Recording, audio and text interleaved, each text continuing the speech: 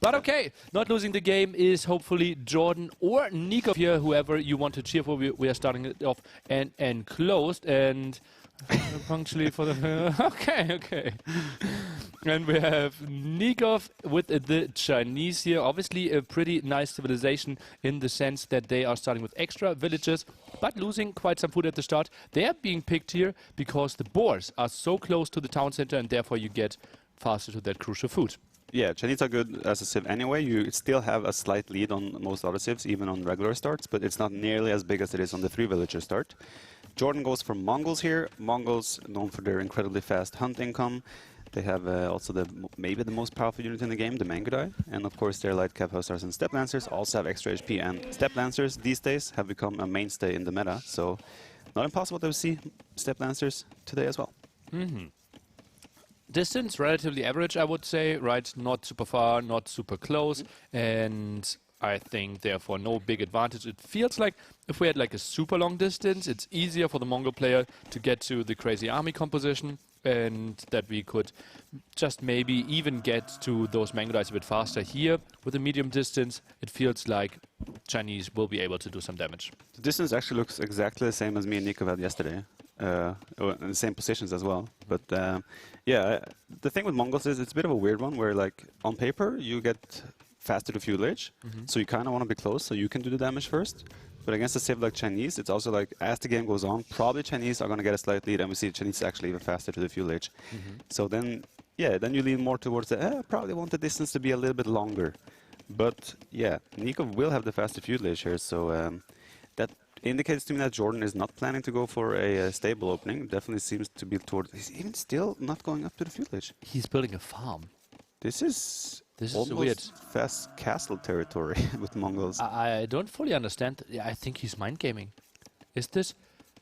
Like, there are some wild build orders out there. Molly Games, for example, right? The pop 23 +1 fast castle into step lancers. But that's pretty blind. Look at where he's scouting. He's not scouting the opponent. He's going to the top.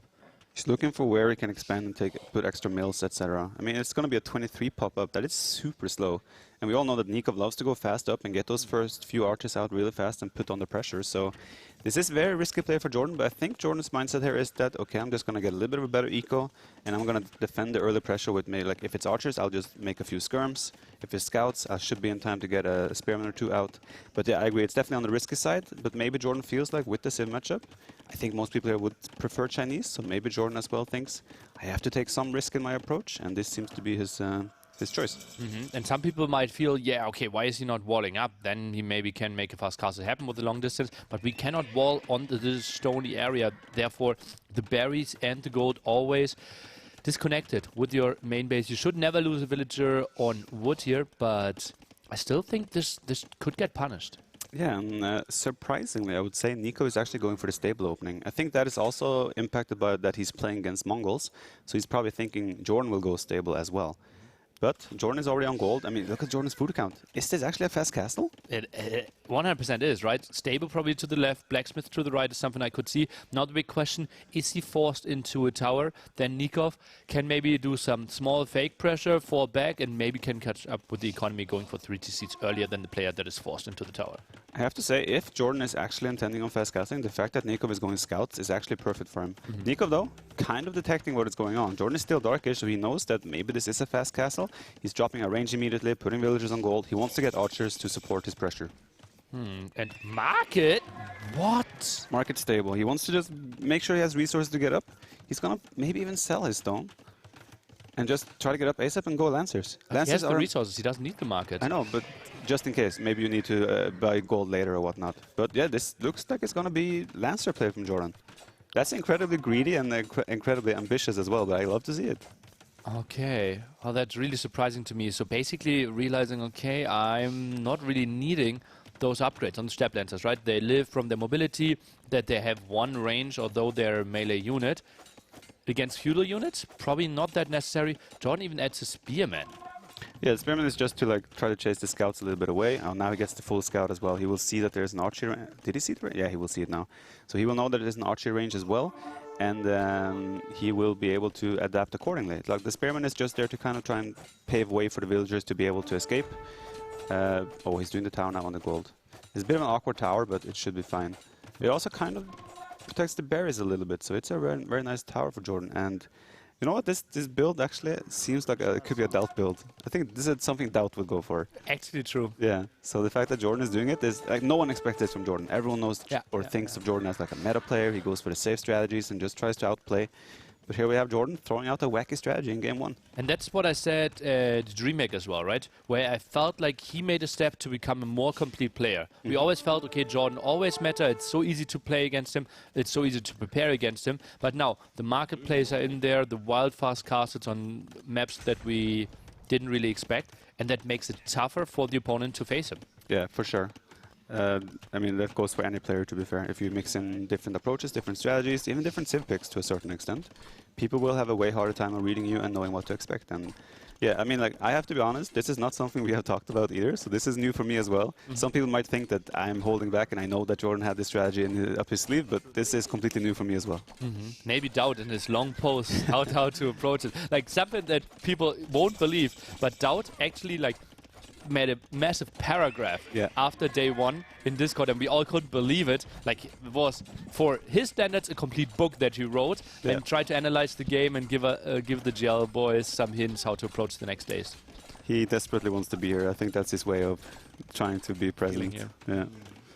Tower coming up from Nico now defensively. Nico still dropping a market himself, but he's miles away from Castle Age. You know what? The Step Lancers against Feudal Age might actually even be the best unit in the game. Because you can even micro against Spearmen without taking damage. And Jordan, he ignores the pressure and he's just going to go counterattack. This is an amazing move because this has so much potential to do damage.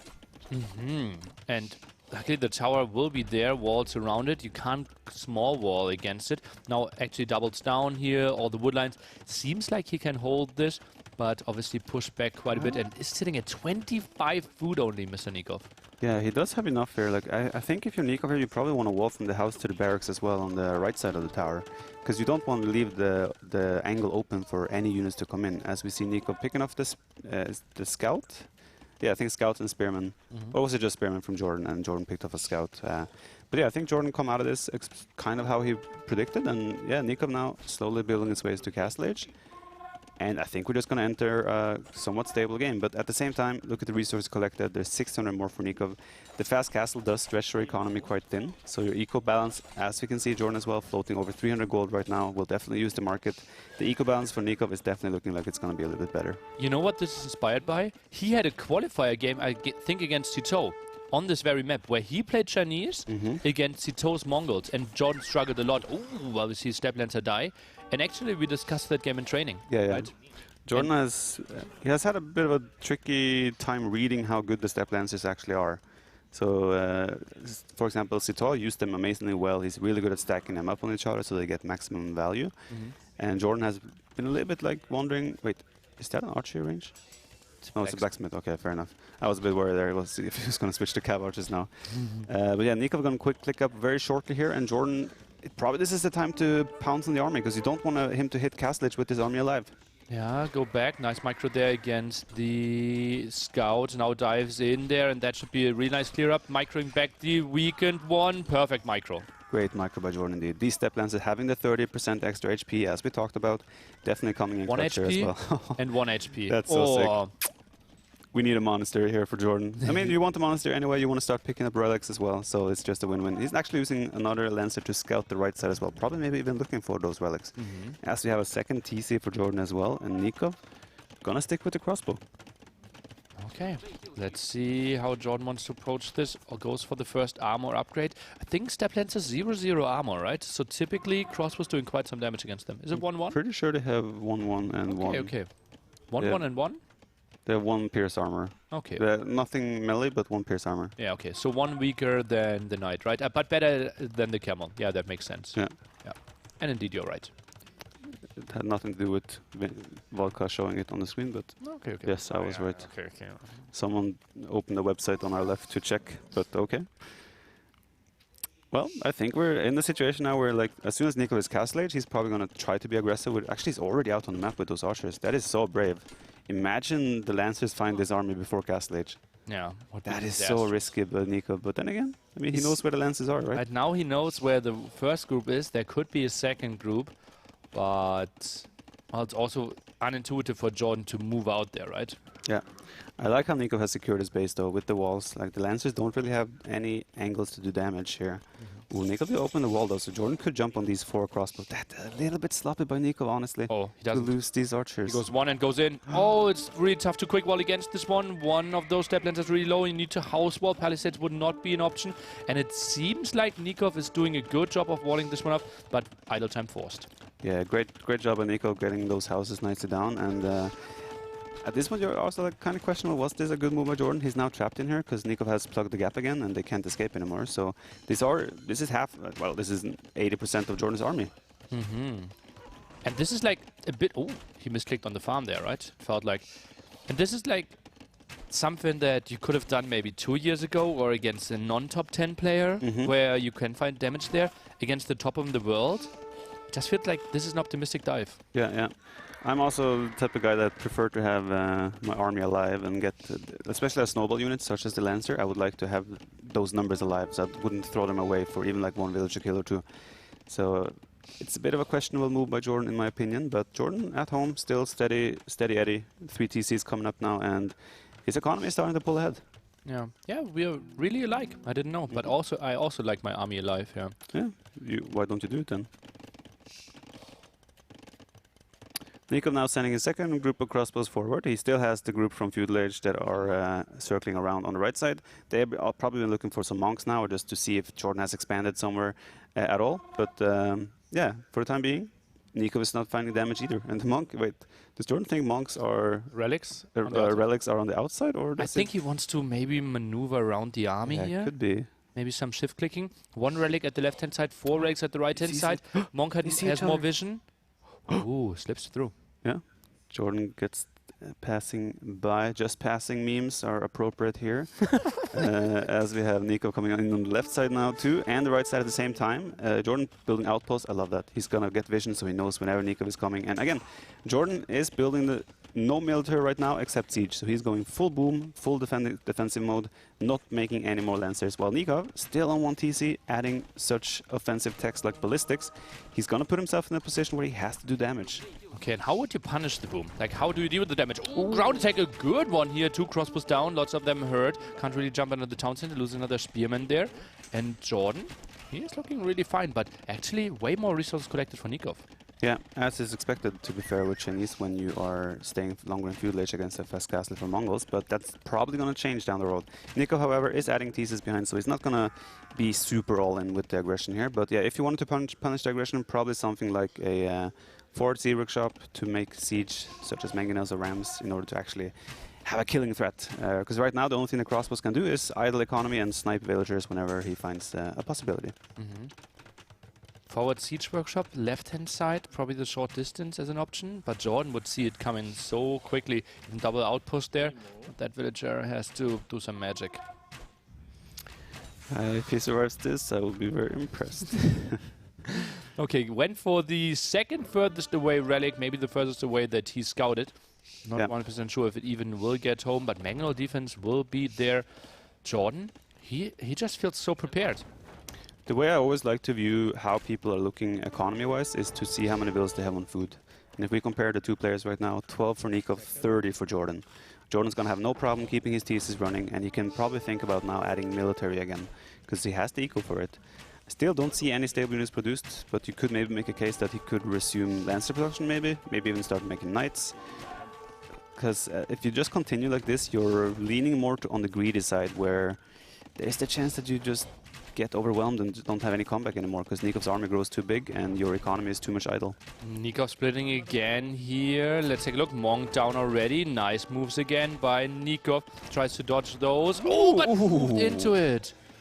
That was a good shot by Jordan, but also great micro by Nicov. These are such mind games when you micro here, because everyone knows how to micro against mangonels, so you're always trying to predict the movement and target fire accordingly. Oh, he got the second one as well. Ooh. Great by Jordan there, after Nicov with a Mason micro initially.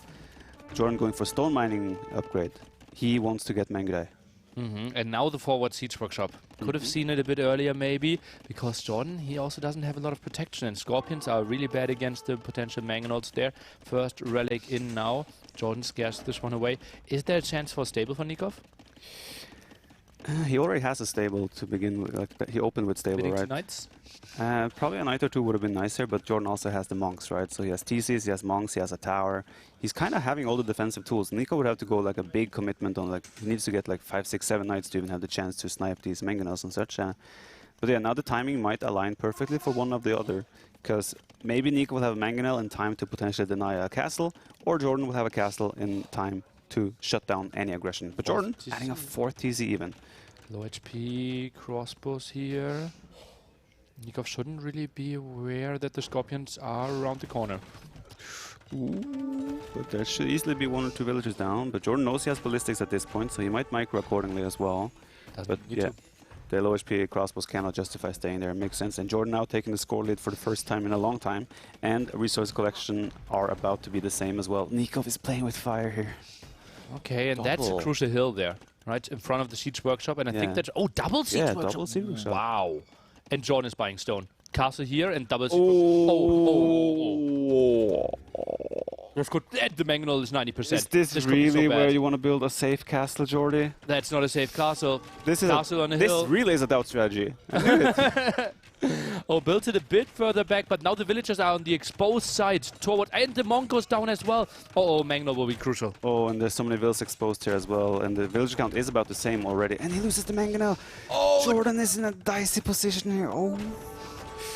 Oh, this will be tricky. Mangonel now in danger as well. That one scout is doing so much. So many villagers are falling here as well. The crossbows are just shooting away. And all of a sudden, Jordan is heavily behind the villagers. And so many villagers are going to die here as well. Mangonel survives that one shot. But that is disastrous here, Viper. Why did we commit here? There was no need. Like, Jordan's economy was fine. He had no need to make such an aggressive castle. If the pressure comes in, just build it like the lead a farm, maybe on the right side of the second TC there, next to the siege workshop, and build it there. Build it safely. Then you can start making the mango and whatnot. But now Nico getting himself in a super commanding position here, getting so many kills. 35 villager kills here. The castle goes up, but this is completely disastrous. Holy moly. And you can see on Jordan's expression as well. He's just like, I'm stupid. That's what he's thinking right now. And he had the perfect setup with the triple outpost to the left-hand side. Yeah. But Nicov methodically cleared up those outposts and then decided, okay, now you have no vision. Now I go double siege workshop and now a pressure and caught Jordan off guard. Yeah, and now Nico knows as well Mangala is going to be the unit of choice of Jordan, who is going to Imperial Age, by the way. He doesn't really have that much of an equal to back this up anymore. But you know what Mongols can do to stabilize a lot of situations against range units? You have access to drill as a unique tech in the castle, and that makes your siege units move 50% faster. It doesn't. Yeah, 50% faster, nearly. Oh, I only learned it because I proofread those. I didn't know before. Like if you asked me a week ago, I only would have known faster as well. Yeah. Mango shot. Good start there to the comeback for Jordy. Yeah, Onager, drill Onagers is an amazing unit to make a hold against range units, especially against a civ that does not have bomber cannon.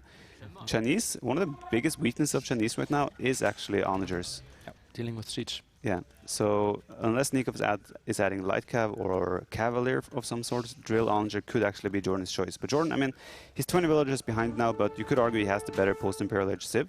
So if he can survive, stabilize, and just bide his time, there is a chance Jordan can still. Trying to dodge those, goes for the villager, and I wanted to show you a highlight scene. At least he gets a will. Yeah, that was a beautiful micro. Yeah, nice micro by Nicov. And macro behind it, right? You saw he queued up skirms and he queued up villagers behind this. That's something we rarely see, right? Because we as hypecasters, like you and me, we constantly say like, "Oh God, what a great macro! What a great micro! Oh my God!" But what's actually happening behind the scenes and what makes those players so great, that they keep up their queue, that they keep their resources low, that they're queuing farms behind all this. That the wheel is still turning behind everything. Jordan now going for mining camp on the front, but the caster from Nicov is going to be there to try and punish with trebuchets. But you know what's important here? If Jordan is actually thinking about the Onagers, which it doesn't... actually, it's 2 mangonels in the queue. I think he's thinking about Onager. Yeah, makes sense. And the castle from Nicov is not close enough to the castle of Jordan, where the castle can protect the trebuchets from Onagers. Still the hill advantage, and look at that, Nicov 35 on stone. It's not impossible that he builds like 3 castles here. Also the stone mining upgrade. Now some harassment at the starting base. Oh, Mangonel could be a good one again. Big shot from Jordan. Full center shot. That is a... Massive shot from Jordan. And that buys him so much time, right? Yeah, because for that is sure. a crazy threat. Imagine those with Bracer, Mongols are actually dying. Indeed. Again, this is the second step for Jordan to come back here. He's still behind economically, but he's dwindled down the military units of Nicov. Now, Nicov only has 17 units on the field. So this is going to be a lot about the traps, and Jordan has Onager on the way. If he can also sneak in siege engineers and drill, Nicov will have no units to deal with this unless he makes a cavalier switch, which is on the way. Indeed. Trebuchet fight going on already here. Yeah, makes sense. Fair enough. Okay. German contracting. Oh, wait, Jordan is losing his mangonel to the trap to the mangonel because he doesn't have fletching either. He's actually going to lose it. Oh, that's so costly. Oh, I Has feel 4 the Mongols, pain. in some seconds it's Onagers, and then he can deal with that trap though. Yeah, now he has Onager in. Ooh, second out castle of the game. No. You don't think so? No, it's knights around already, and no protection for the there's Onagers. only It's 2 3. knights with minimal upgrades. They have no blacksmith upgrades. Doesn't really matter, right? A non-fletching castle, like Onagers are going in there, and Jordan realizes. Ooh, that's a game Jordan will not be happy with, I'll tell you that. He's lifting his eyebrows, shaking his head. He knows that this was a doubt move. Yeah, that was like one single castle, and it all came down to vision, right? Yeah. Maybe something that we could take a look at in Jordan's POV at some point as well, how he decided this and how Nicov is just completely pressuring them, killed like, I think it was 35-0 KD in villagers only after this. And Nikov's crossbows didn't find too many kills earlier, so I wouldn't be surprised if 30 villagers died building that castle. Yeah, not impossible. I think Jordan was in a great position before that. The castle was definitely very questionable, but kudos to Nicov. He kept the pressure going throughout the whole game. Ever since he hit Castle Age, he was constantly trying to raid, hit villagers, make it awkward for Jordan, and he accomplished that. And who knows, maybe Jordan didn't realize how good of a position he was in, and he felt like, I need to shut down this siege pressure. So he went for that forward castle, and Nicov punished it accordingly. So amazing play by Nicov. But Jordan also scouted the defensive tower of Nicov, so he knew, okay, your town centers had to be delayed as well. So, like, it would have been really unrealistic that he is more than 10 villagers behind. Yeah, probably he knew he was ahead in village count, but still, you know that even though you have 10, 15 more vills, probably in some situations you still don't have a massive equal lead because you have not had those 15 vills for that much longer, right? But yeah, I think he knew there was a market there as well, so he probably knew that Nicov, as Chinese, you very rarely play 1 TC aggression as Chinese. So I think he expected Nicov to be adding economy behind it. Yeah, obviously they love to go get all the upgrades rolling, want to benefit from that one. Jordan, even though it's on. Now it's on for sure. That's going to be some meme quality production there. Not only the keyword is getting hot here. Okay, what's the next home map for Jordan? What should he go for? It depends how he felt in this first game. He probably felt like he played fine, but maybe he felt like his decision-making was a bit off. So maybe he wants to go for arena where it's... Actually, decision-making in arena these days is super hard. But maybe he will go for arena where he can just micro and macro a little bit more What is that? That's the Jordan face when he's pissed. When he's pissed? He's like, annoyed with himself, but he's like, now I'm gonna go. Now. Okay. Now it's real. Now it's on. You know? Okay. Is that maybe a surprise civ choice? No, not really. Or maybe is that like something, okay, I expected? In Jordan's Excel, these 2 civs were listed on arena. Exactly. Okay. So that's the nod of approval. Yes. Nice. Probably. Not being caught off guard there. And we can talk a bit about what makes those 2 civilizations so crazy. Hindustanis, they got a small nerf, so it got changed that they're a bit weaker. Same goes for Poles. Hindustanis, here the old Indians. Like, I think Mr. Yo still calls them Indians, by the way. Yeah. Makes sense. Yeah, villagers now, relatively speaking, a bit more expensive compared to 2 weeks ago.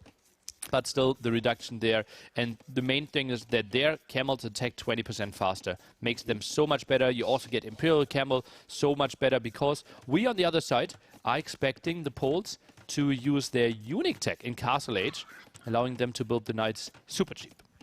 Yeah, and that's the thing. Do you want to make those, though, against Hindustanis, right? This is kind of a mind game matchup. We saw this matchup with Liereyy against TaToH, I believe it was, where TaToH went for those aggressive castles and he sniped the university as Liereyy was doing chemistry.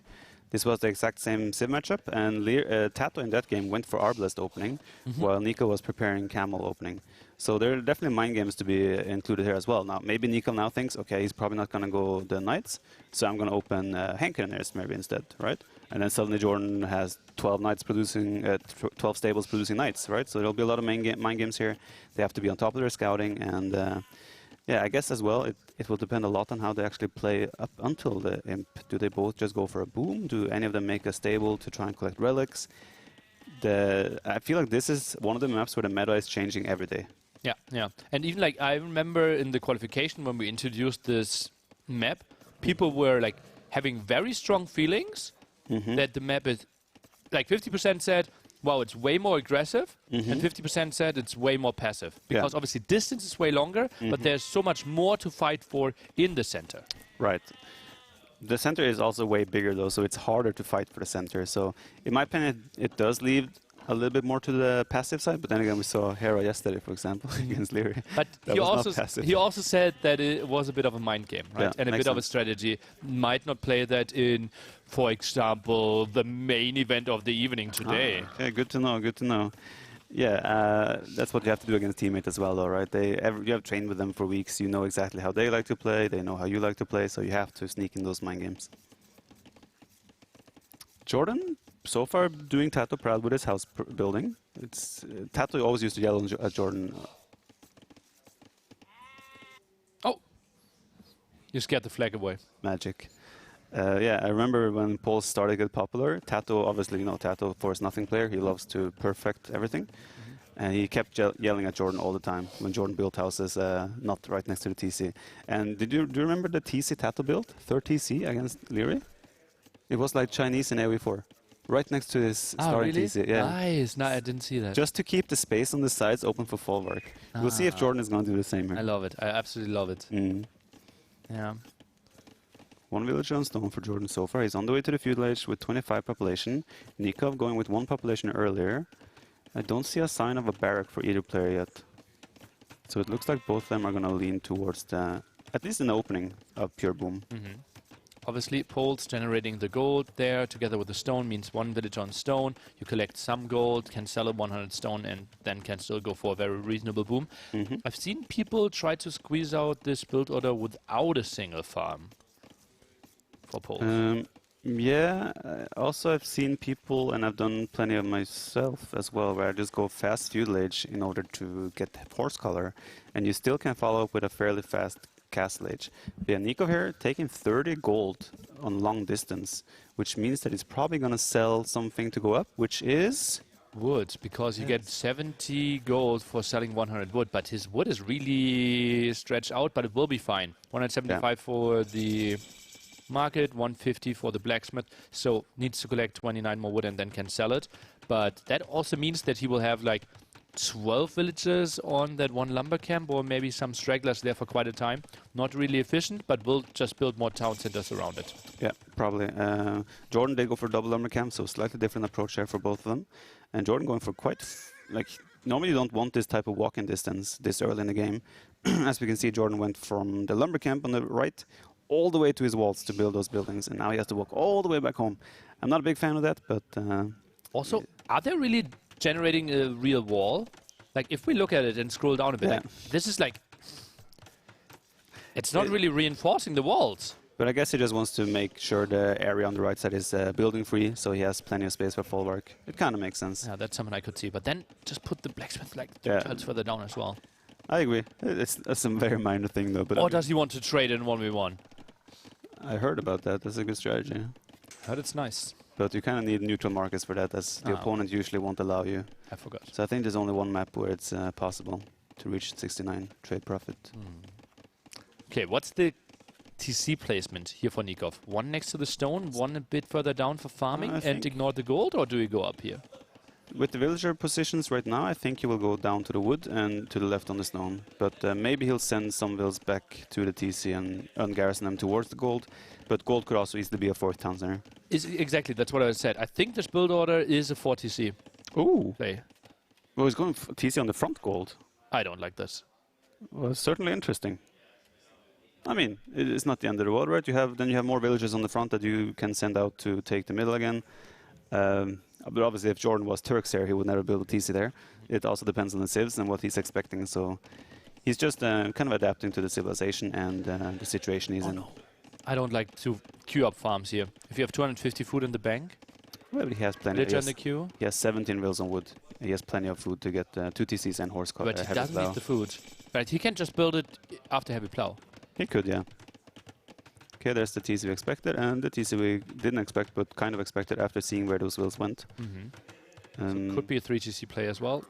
I'm pretty sure a 4th TC should come up on the main goal as well. He's probably just leaving that open. But yeah, Jordan adding a 2nd TC, and he's doing the TC right next to the TC. Look at that. This is gonna become meta, I tell you. Not impossible. Yeah. Although it is a bit more walking distance, right? Yeah, but I mean, if you have the gather point right next to it and you build farms on the forward, yeah. As long as you have 1 TC on wood, I think it's fine. Okay. Yeah, you just want to leave the space for folwark anyway, right? So it makes sense. You'd rather take the walking distance. But like next to the stone and the woodland, there was no natural spot for the folwark anyways, right? And between the mining camp and the town center, you're taking away a folwark spot now for yourself. I can see that, yeah. Yeah, this is stupid. No, it's fine, obviously. He probably saw TaToH doing it, and he's like, I gotta do the same as TaToH did. Yeah, that's what I try as well. Yeah, it doesn't work that often, though. But yeah, I would have liked the TC on the stone as well. I do agree with you. But then the walking distance to the folwark is even longer, so... How is Jordan close to 500 resources ahead already? Are pulls that good? Pulls are pretty good. Doesn't feel fair. You also get gold while mining stone, right? And Jordan used the market as well, so the market has an impact on resource collection. Yep. So it's not that far ahead as it indicates there. If only Capture Edge could give us that without market. I asked them, and it's not going to happen for a very long time, simply because how Age of Empires tracks the resources. NAC 5. Confirmed? All right, so yeah, we're going to have quite a passive game here. No one is going for extra units. Nico pulling slightly ahead in villages because he was faster up. But yeah, what we have seen now, is that a barracks in Jordan? Or is that a monster? It's a barrack, yeah. So Jordan now, that's an early barrack though, so he wants to start getting units out there. Yeah, Nico sees it right away. So he gets the perfect timing. You can't have any scouts out right now, plus you're going to have scouts in exactly that time. So this is like kind of the worst scenario, right? And especially like Jordan could have built it 1 tile further back. Yeah. Quite unfortunate for Jordan, but also, yeah, I mean, Nico was very active with his scouts, so kudos to him for that. But yeah, I'm not sure what Jordan wants to accomplish with that early barrack. He'd probably add a stable, maybe a spearman, and get a monastery just to try and pick up some relics. But as long as he can keep village production, I guess it's fine. But we can see both of them actually on 9-second idle TC, so they're both doing a good job. And we see the 4th TC for Nico exactly where we expected. I'm assuming like 3 scouts, 2 spearmen, and a forward castle. That is not impossible. He has 3 folwark. 3 folwark is kind of the magic setup you need to make sure you have village production and you can make some military. Yeah, I mean, Jordan has 3 vills on stone right now. I'm not sure. It feels like kind of an in-between thing right now. I'm not sure exactly what he's going for. He's kind of doing a little bit of everything. But maybe he will add a monastery as well, then start picking up relics and have that be his focus instead of the... Goes for the 4th TC. Yeah. At the very front there. Okay. To keep folwark space. Yeah. Can still squeeze in 2. I don't mind it. Yeah, it's fine. But stable... Okay, so he added 1 more scout. So he just wants to make sure he has vision of and full control of the middle. Oh, Nico trying to, like, if Jordan Scout comes in, he will trap him. Clever, cheeky move. Would have been in range of the town center as well. Yeah, would have been really sweet. And now double stable switch for Nicov, so he wants to contest the center. Doesn't want to get a castle in his face, and he can obviously add some camels, so Jordan needs to go for some monks here, I believe. Yeah, and this is where we see the meta kind of heading at the moment. We see people open with the 3 TCs, and then they start adding some military on the field just to try and keep map control and deny relics from the opponent. And yeah, both of these players are following that logic right now. 4 TCs rolling for Nicov. Pretty nice for him. Now queuing up some scouts. Now the resources collected, though, is showing that pulls are pretty good. It is kind of the same difference, right? It was 600, now we are around 800, 900. And now some block here. Jordan, is he getting this one? Moves. Yeah, very nice moves. Ooh, pretty. Did Jordan do husbandry as well? Yes. Okay, that makes sense. Very nice. Just squeeze it in. As you can see, 1-7, 1 there. Nico is going light cav actually. He's not making camels. He's going light cav in order to compete with the monks. Is he scared? Oh, you know what would be a really sick stat for the future? Amount of resources saved by your civ bonus. Like for Hindustanis, every food you save on a villager, for example. Malians, all the wood you save on a building. If only we could calculate 10% of a villager be saved. That would be the dream. Hard life. 10% of 50 food. That's impossible. Okay, Spearman now coming forward. And, well, Nicov obviously way too good to take any hits here. And not committing to light cav yet. Obviously, one weird thing in Age of Empires, light cav makes the unit better in all the stats, except the speed. So you get slower, and that's why, for now, Nicov is avoiding getting light cav. I'm pretty sure did he not queue light cav earlier than cancel it, maybe? Because maybe he didn't want to invest into light cav without knowing that Jordan had actual monks on the field. I was connected off to get some arguments with TaToH. Accurate. That's an accurate Wikipedia if I ever saw one. Okay. Yeah, Jordan gonna head to Imperial Age quite soon, it looks like. His resources are building up. Nicov, though, with a super healthy economy as well. 39 on food right now. And yeah, Nicov is not doing like... maybe he's doing it with that in mind. I mean, I don't think the speed difference is that big that you want to avoid it. So it's a bit of an interesting choice. Jordan moves away left-hand side. The bear got 1 kill against the spearman. Now some protection. Jordan could... take a fight. I think we would lose it, yeah, especially now after losing quite some HP. Yeah, Nicov has forging as well, so that's... I think they have only 1 less attack then, and then slightly less HP. But yeah, Imperial Age in for Jordan now. Nicov about to follow very shortly. And yeah, we're going to enter a very even Imperial Age here, and I'm honestly not sure which direction either of them are going to go. Jordan adding an archery range, so it looks like Arbalest for Jordan as well. Even timing-wise, but not even villager-wise. Look at that, 18 villager lead for Nicov. The earlier 4th TC, the later stable, simply allowed him to get that production out. Obviously, still behind by 1 eco upgrade, but will compensate for that right now. And then Nicov should be able to get some more units out. Yeah, but even though he has more villagers, he's still behind on resources collected. So, I mean, Poles are still Poles, and there's a reason why everyone fear them in the Imperial Age at the moment. What? He's taking the full rack space. It's archery range at home as well. Yeah, like the distance to get over there would be so long. That's why I said 3 TC into the forward castle. Yeah, but I think this is a very good showing as well for Nicov of how he probably watched the game TaToH and Liereyy, and he has made adjustments to make sure the same doesn't happen to him. Because when TaToH went forward, he got a castle outside his walls. The archery ranges were forward as well. So TaToH had like everything going for him. And here it looks like Nicov is the one who's going to go out on the map first. What's the reasoning for Jordan's idle CC time here? 6 minutes? Probably sloppy macro. Is it that simple? It tends to be fairly simple, yes. It could be that he idled at one point just to make sure he gets to Imperial Age, but yeah, it's not really something you want to do. I would be idling 1.5 minutes with 4 town centers. Yeah, that's this is significant. I do agree with that.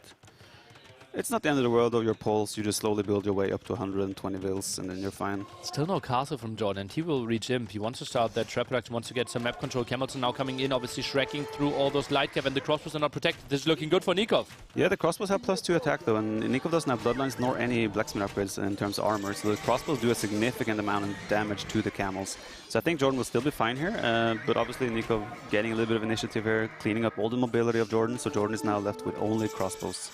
Oh, the monk at the bottom saved as well. That was really sweet, and all the arrows hitting there without ballistics, which is only now coming in. That was really fortunate for him. Can maybe get some more relics. Is sitting at 1 right now, and now the castle, but more defensively. Yep. This could be a really long game. It's definitely lining up to be one. I have to point out, Jordan did also not have Loom during that engagement, so all his villagers there went down super fast. So I think that was a very worthy trade for Nicov. But yeah, we're building up towards late game. I mean, again, Poles are incredibly in late game, but Hindustanis, they're no slouch. Yeah. Actually, I think it's not impossible that we see hand cannoneers with extra range here, right? And yeah, archer range is being dropped. Nicov is smart. No he's not doing chemistry though. He has the university, so. Yeah, He has the resources for heavy CA right now. There's chemistry. Okay. So it's Makes going to a be lot of the sense. 9-range hand cannoners, the longest range of a hand cannoner in the game. They will outrange the Arbalest even. No, same range. 5+3. Is it 5? 6+3? 6 is attack? I would have said 5+3. 5. Yeah, 5+3. You're right. Yeah. So they have one more range than Arbalest even. Even though Arbalest on paper maybe beat the hand cannoners, the Hindustanis also has +1/+1 armor for free on the hand cannoners. Even on, you know what the big part is here? If he goes bomber cannons, the Arbalest will actually do less damage to the bomber cannons because of that +1/+1 armor. And that's where it actually has the biggest impact, I think. You know the biggest impact is that the winged hussars of Poles extra attack against gunpowder. So Hindustanis, they need buffer. They can't play bombard cannon, hand cannoneers. Otherwise, Jordan, he's not even thinking about cavaliers. Just mass winged hussar, and he is ruffle stomping over it. Yeah, he's now doing crop rotation as well, and possibly, arguably, the most important upgrade in Imperial Age for the Poles, because their food eco kind of explodes after that. Even though it had a slight nerf in the most recent patch, nerfed by only 2%, but that is actually 20% of what it was. I think it's now 8% instead of 10%. Yeah, Poles. I thought it was crop rotation nerf, and I was like, what did I miss? Poles, yeah. Yeah. But yeah, they're both just building up here now. I honestly don't expect any engagements until both of them are maxed out at this point. About map control, trying to control some of the relics. Still 3 to be taken. I think Jordan has 1 on the way.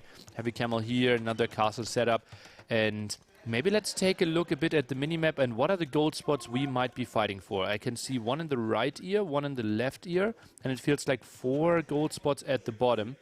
The bottom middle is going to be crucial. There are 2 big golds there. Jordan has 2 relics already, and as you said, he has 1 relic on the top. It hasn't moved back yet, so relic advantage looking in favor of Jordan. But when Hindustanis does their unique tech where the gold comes in 10% faster, that's going to be a slight recovery there on the relic count for Nicov. But yeah, Nicov now starting to poke a little bit, bringing the bomber cannon forward. He has only 12 hand cannoners there. It's not a scary force. Also the camels. And yeah, you brought up earlier the winged hussar has a bonus damage against gunpowder. It's actually +4. For some reason. I don't understand why winged hussar have bonus damage against gunpowder and regular hussar do not. Like, is there any logic to it, or is it just like, why not? I don't know.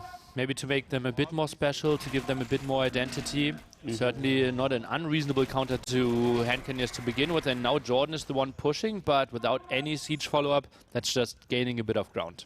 Yeah, worth pointing out as well is that the winged hussar have, for Poles, +1 armor against archer class as well. Does that count? Because of history, that's what the chat is saying. Fair enough. Does that count for hand cannoners though? Do they have archer class armor? Who does? Hand cannoners? So do Poles have +1 attack against hand cannoners from their civ bonus? It's gunpowder is their own armor class. It is, but do they also? Because you get the +1 armor in the blacksmith. I would say no. Okay, probably not. Chat will probably know. Oh, they do, says chat. Oh, okay. Well, then they do like +5 damage already. Yeah, that's actually 6. So, and they have splash damage as well with the unique tech. So if you get like 10, 15, 20 winged hussar in between those gunpowder units, they're all gonna melt. Uh-oh, and speaking of melting, those bombard cannons are really nicely connecting with those arbalests. Nice raid at the top as well. Just generally speaking, like something I couldn't answer at all. Who would you classify as the stronger late Imperial Age player between Nicov and Jordan? Oof, that's a tough question. I think it's super close, but I probably would say Jordan might be slightly better in the late game. Okay. I think Jordan has incredible map awareness. Like he constantly glances down on the minimap. I think he does it more than any other player in the game. So like whenever there's a sneak raid or something, Jordan notices immediately. Yeah. And we always see him build like outposts everywhere. He would never like build a risky castle somewhere that could cost him the game. That's oh wait, too soon. Too soon. Okay.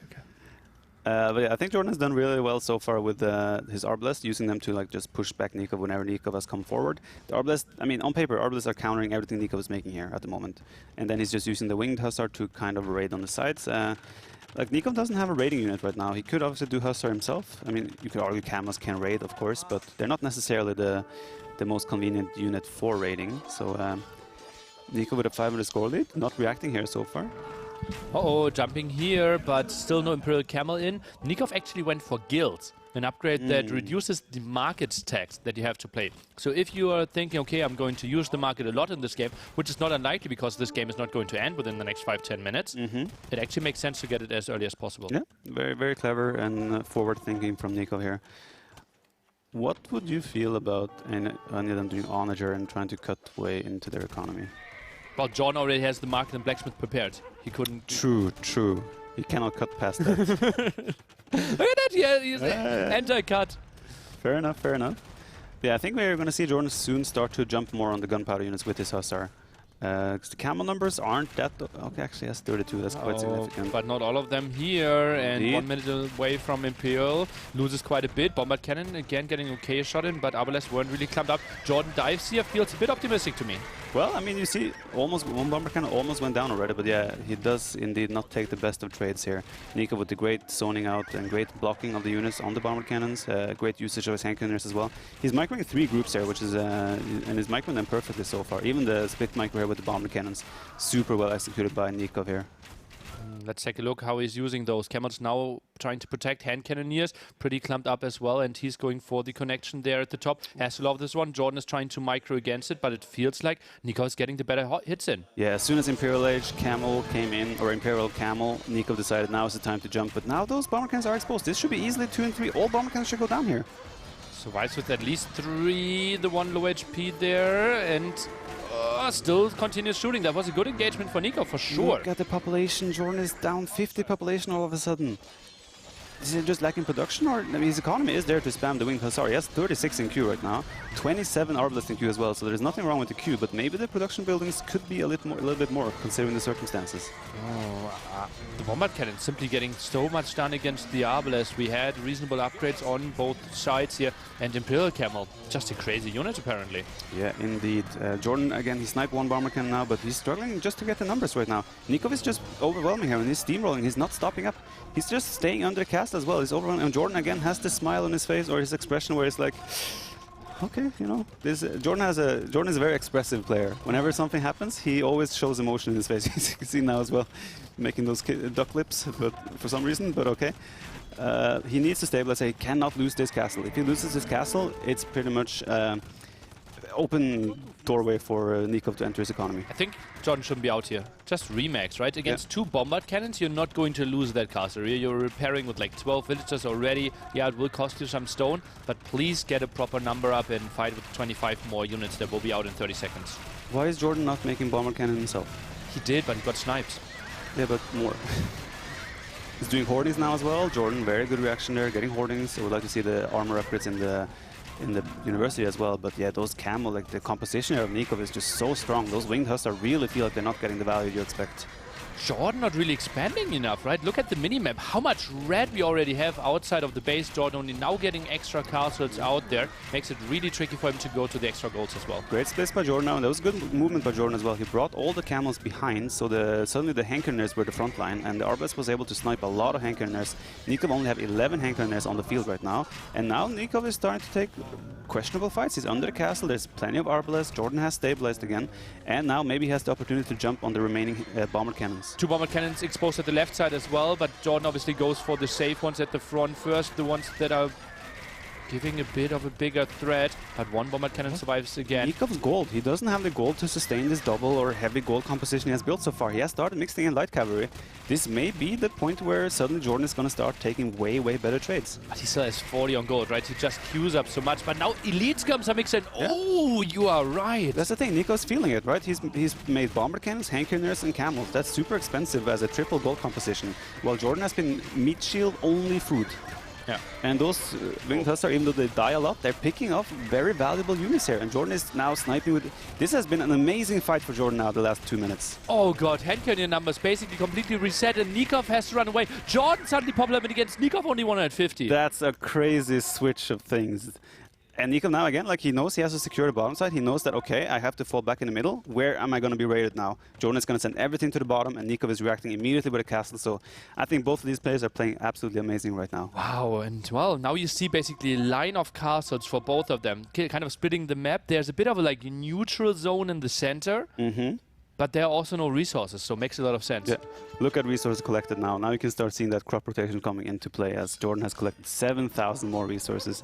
Majority of that should be food. Yeah, also has 10 more villagers, right? So kind of makes a bit of sense there. Also has 3 versus 2 relics. Used the market a bit earlier, but yeah, certainly pretty that he can sit on 56 farmers and still floating food, although you're mass producing hussars.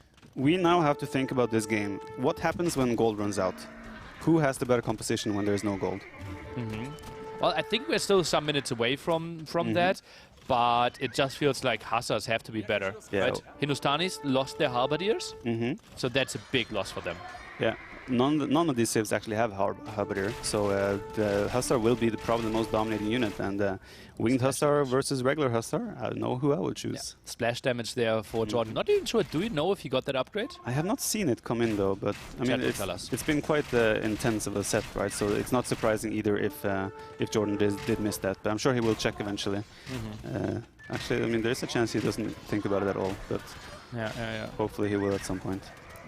Someone says they think they saw it. Don't like one person that's just like, oh, I want to be red there. I think I saw it coming. One guy said upgrade isn't in, I think. And another guy said he did, and he said I saw him doing it. So they say a lot of things in chat. Yeah. Like typically, if you are wrong as a caster, there will be multiple 100 or 1,000 people telling you that you're wrong. And like those are like so vague comments that we just don't know. Jordan now with an amazing castle on the bottom side, which is going to line up so he can keep pushing with trebuchets. And that castle will protect his trebs as he can take out 2 castles of Nicov. And then suddenly Jordan can take the remaining gold on the bottom side. But Nicov doing a counterplay, he's going to try and push straight through the middle. Now adding a lot of archer ranges here. 1 trap only. Both players around pop limit. Army value 7k against 6k here. And maybe this is one of the moments where we could go into the 3rd tab here, Vodka, and give us some idea about the gold value of those 2 armies, because that changed quite a bit. And also some high APMs there for the players. As you can see, like Jordan's keyboard has to be burning.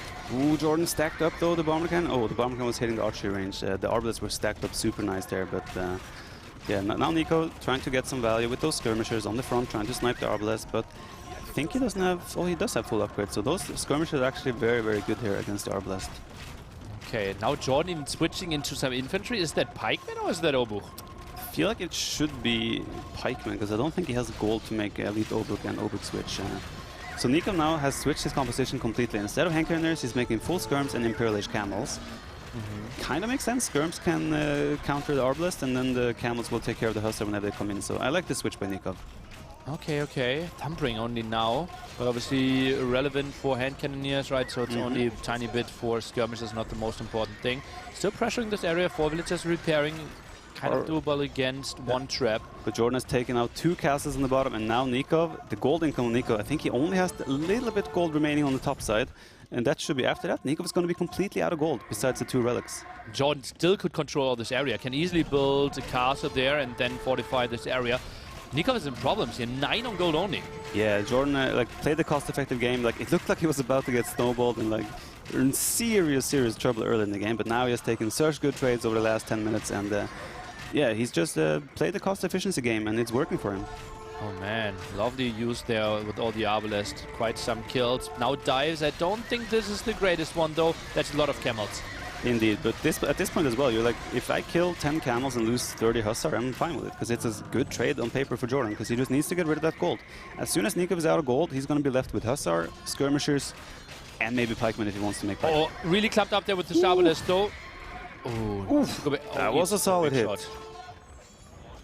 Oh, the skirm is a bit on the ambitious side now. Yeah, and again, those Hussar, if they have the upgrade, will have splash damage as well.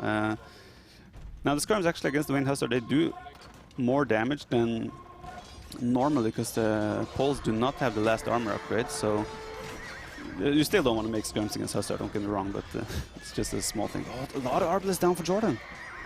Okay, and Jordan struggling a bit to keep up population again. As you can see, heavily uses that market, bought some stone for himself to continue with the repair, but Trap is getting pushed away, so Castle easily survives. How much gold does Nicov have left on the top side? That is only 1 pile right now with 477 gold. That is what, 9 camels? Oof. 2 bomber cannons maybe? Nicov's gonna use that guild for what it's worth. And then it's full Hasa scum, and as you mentioned earlier, like Hasa v Hasa has to be better for the pole player, and yeah, we added a lot of resources here, but it seems like both players kind of burned through them, and we're going into a reasonable trash war. More stables here at the front. Jordan doing a great job of getting more production out. Yeah, you can tell that he's feeling it now. You can also look at the score now. It was significantly in favor of Nicov just 10-15 minutes ago. But we have now Jordan coming forward, taking more and more of the map. Again, Jordan still can, as you pointed out earlier, there's 1 gold and 1 stone on the top right ear of the hippo.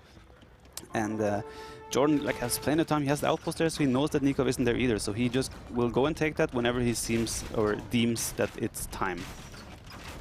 Is Nicov diving here? What really surprised me is Skirms moving in again. Perfect split for Jordan. Yeah, the camels are out of position. The winged hussar can jump on all the skirmishes, and the skirmishes are disappearing. And what? Jordan disengages? That's really surprising to me. I guess the bomber cannons are going to scare the Arbalest away, so it kind of makes sense. And now, the unique tech for Jordan. Just now he's doing it. Oh, okay. And now, chat, did he get the unique tech? Can you tell us? Oh, let's see. Jordan, 4 winged hussars sneak into the back line of Nicov and sniping those 2 bomber cannons. Nicov lost all his siege now. He has 1 trebuchet up in the middle that is unpacking to shoot stable, I guess. But yeah, Jordan now taking a convincing trade once again. No bomber cannons to scare away the Arbalest, and the hussar now trading even effectively against the camels that Nicov can no longer produce. It's looking really, really good for Jordan. Jordan had its crazy production. Just a second ago he was producing out of 14 stables. Now he's producing out of 12 archery ranges. It's just like, even if he trades here, he instantly gets that army back. Yeah, indeed. We can see that as well. Nicov is struggling to replenish this war, while Jordan's units are just popping up right on the spot. So great expansion by Jordan through the middle. Although the trebuchet will take out the stable, but Jordan can probably afford 1 or 2 more. Jordan looking in a fantastic spot. The population is still the same, so Nicov is by far not out of it. But yeah, as we said earlier, I think Nicov is more reliant on gold than Jordan is. I'm a bit surprised. Jordan should know about the top area, that he's just ignoring it that much. Obviously, like, super intense game through the center here. Makes it really tough. And yeah, Nicov anticipating, well, you should be here. Yeah. Actually, that's kind of like the fact that he hasn't touched that kind of makes it a bit sad at this point, because you wish that he actually had burned through that. But yeah, Nicov might now, long-term, maybe Nikov's play here is to try and get control of the top side here, as Jordan suddenly, like, he has his queue isn't that big, honestly, and he's not maxed out. Could maybe add 10 more farms, something like that, maybe 61? Yeah, but now he has 26 builds on gold. So I think that explains it, but he's not making gold units except Arbalest at the moment. Nicov kind of pushing him back a little bit here, but he's also now sneaking units through the middle in Jordan's base. He wants to go for the raids, and then those Hussar getting on top of the full work is going to be very annoying for Jordan. But as I said, Jordan, he pays attention to that minimap like a hawk. He will always notice these types of raids. Yeah, really, really nice. Hussar still engaging here. Those are diving for the bombard cannon. Not going to happen though. Survives another day. Only 1 trap, only 1 bombard cannon. Even if Nicov is winning fights, can't really punish Jordan. So Jordan has 4 castles right now. I wonder if Jordan now, with the gold income he has, Elite Obuk could be a play. Castle at the top there. Nicov is the one actually getting the gold that we felt belonged to Jordan, but both going there. And Jordan, yeah, he won't like that. Could obviously go for a bit of production. That's a ballsy castle by Nicov, but yeah, his Hussars just left from there. Jordan has stables and ranges right next to it, so if Jordan notices this, he will start harassing that right away. And who knows, maybe it will be a similar castle as we had in the first game. But so far it looks like Jordan is not sending any units there. Jordan and Nicov both pretty much maxed out at this point. Jordan has 3 trebuchets though. As soon as he sees that castle on the top, he's going to rotate those through his base all the way up and try to take that out immediately. But Nicov? Jordan's moving with all his Arbalest to the bottom there. I'm not really sure why. What was he like contesting? Does he anticipate a raid that he wanted to intercept? I'm not really sure, but yeah, Nicov... This is like a chess game right now. Nicov has control in the center, and you can kind of dictate where to attack from there. While Jordan is kind of circling around on the sides, even though he, on paper, maybe have a strong situation, as he now researched Elite Obuk. Elite Obuk, Nicov has no answer to that right now. Skirmishes, really underwhelming. Some hand cannoneers in the back could be something again. Queues up 3, and now goes for pikemen. So Nicov, he's getting a bit desperate, it feels like. Leak! Oh! Okay. We're fine. I saw it there now on the stream. Second time, I thought it happened again. But it's fine. Nicov is doing pikeman upgrade. When you're doing pikeman upgrade as Hindustanis, you know that that's a bit awkward for you. But yeah, as I said earlier, the trebuchets are rotating up, and Jordan is now going to switch his whole focus to the top side. The whole Arbalest group is coming to the north as well, and Jordan, you know what? He has added over 10 more bills. He was on around 120, and he realized that he doesn't have the economy to produce non-stop, so he added more economy. So that's a very nice touch by Jordan. He's getting the last armor upgrade as well, so those Obuk will be fully upgraded, and yeah, we'll see how Nicov can deal with Obuk. I mean, Jordan techs into Elite Obuk, Nicov techs into Pikeman.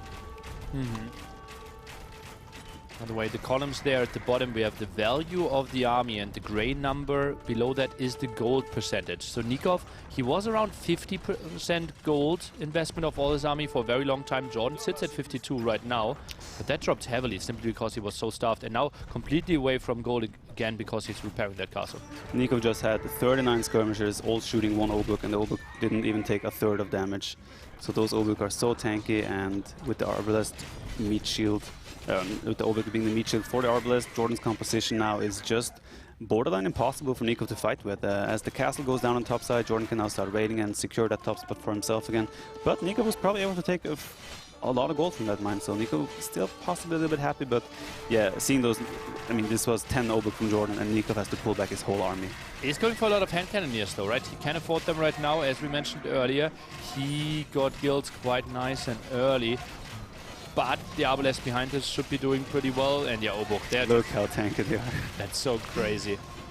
Yeah, that's huge play by Jordan here, huge tech switch. He does have the gold income for that, and now we're probably in a position where Jordan needs to take that top gold as well, because he needs to sustain his Obuk production. But yeah, he has 32 Winged Huster in the queue as well, 17 Obuk, and 53 Arbalest on the field.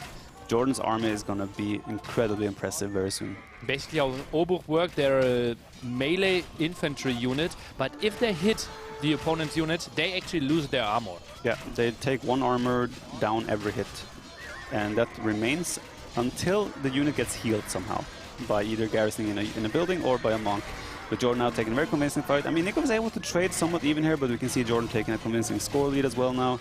And Nicov is officially completely out of gold units. And this is pretty much where it's like borderline impossible matchup, I think, for Hindustan is to fight. We'll see Nicov is a fighter, he will keep going, but you see the population difference as well. 150 for Nicov, Jordan maxed out with a massive queue.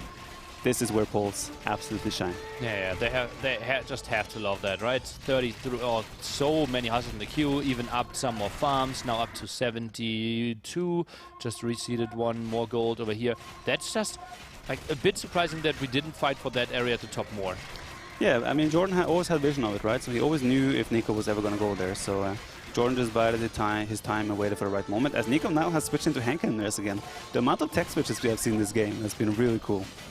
Combat cannons getting really good shots in there in the back. And those Arbalests, they're getting so much damage done. And yeah, hand cannons, they have to run. Yeah, but Nicov is kind of stabilizing in the fight. The hand cannons are doing a lot better against the Obuk compared to any other unit Nicov has.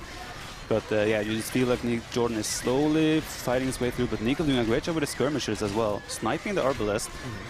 But Jordan now, trebuchets follow up as well. Again, we see Jordan with the production buildings in the fight. And he's just slowly taking more and more ground. Score lead now increasing significantly as well, and Nicov falling further and further back. Oh man, you have to love it how Jordan is constantly like adding those stables behind, and the reinforcement is so quick. And you simply see like houses are falling, but instantly more are streaming in, and Jordan is just pushing in. Nicov has to tap this one out. 1-1. That was an amazing game.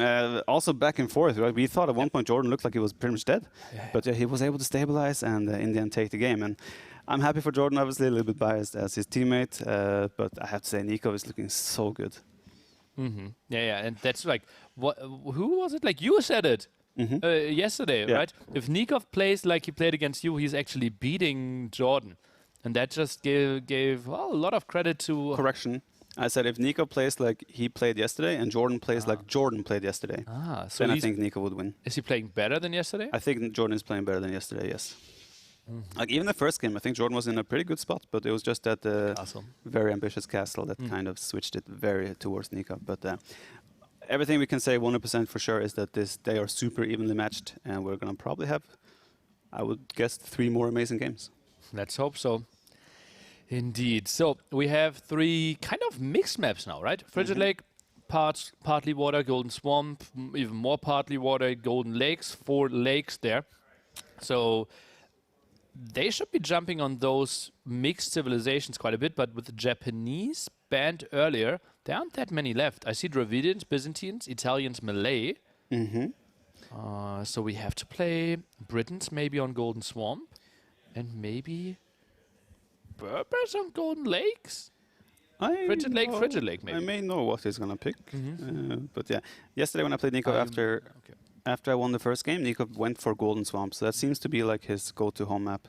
He has that here as well. And interesting to me is that, I mean, I think Vikings have been shown as a pretty good sail on Golden Swamp, but neither player picked Vikings here.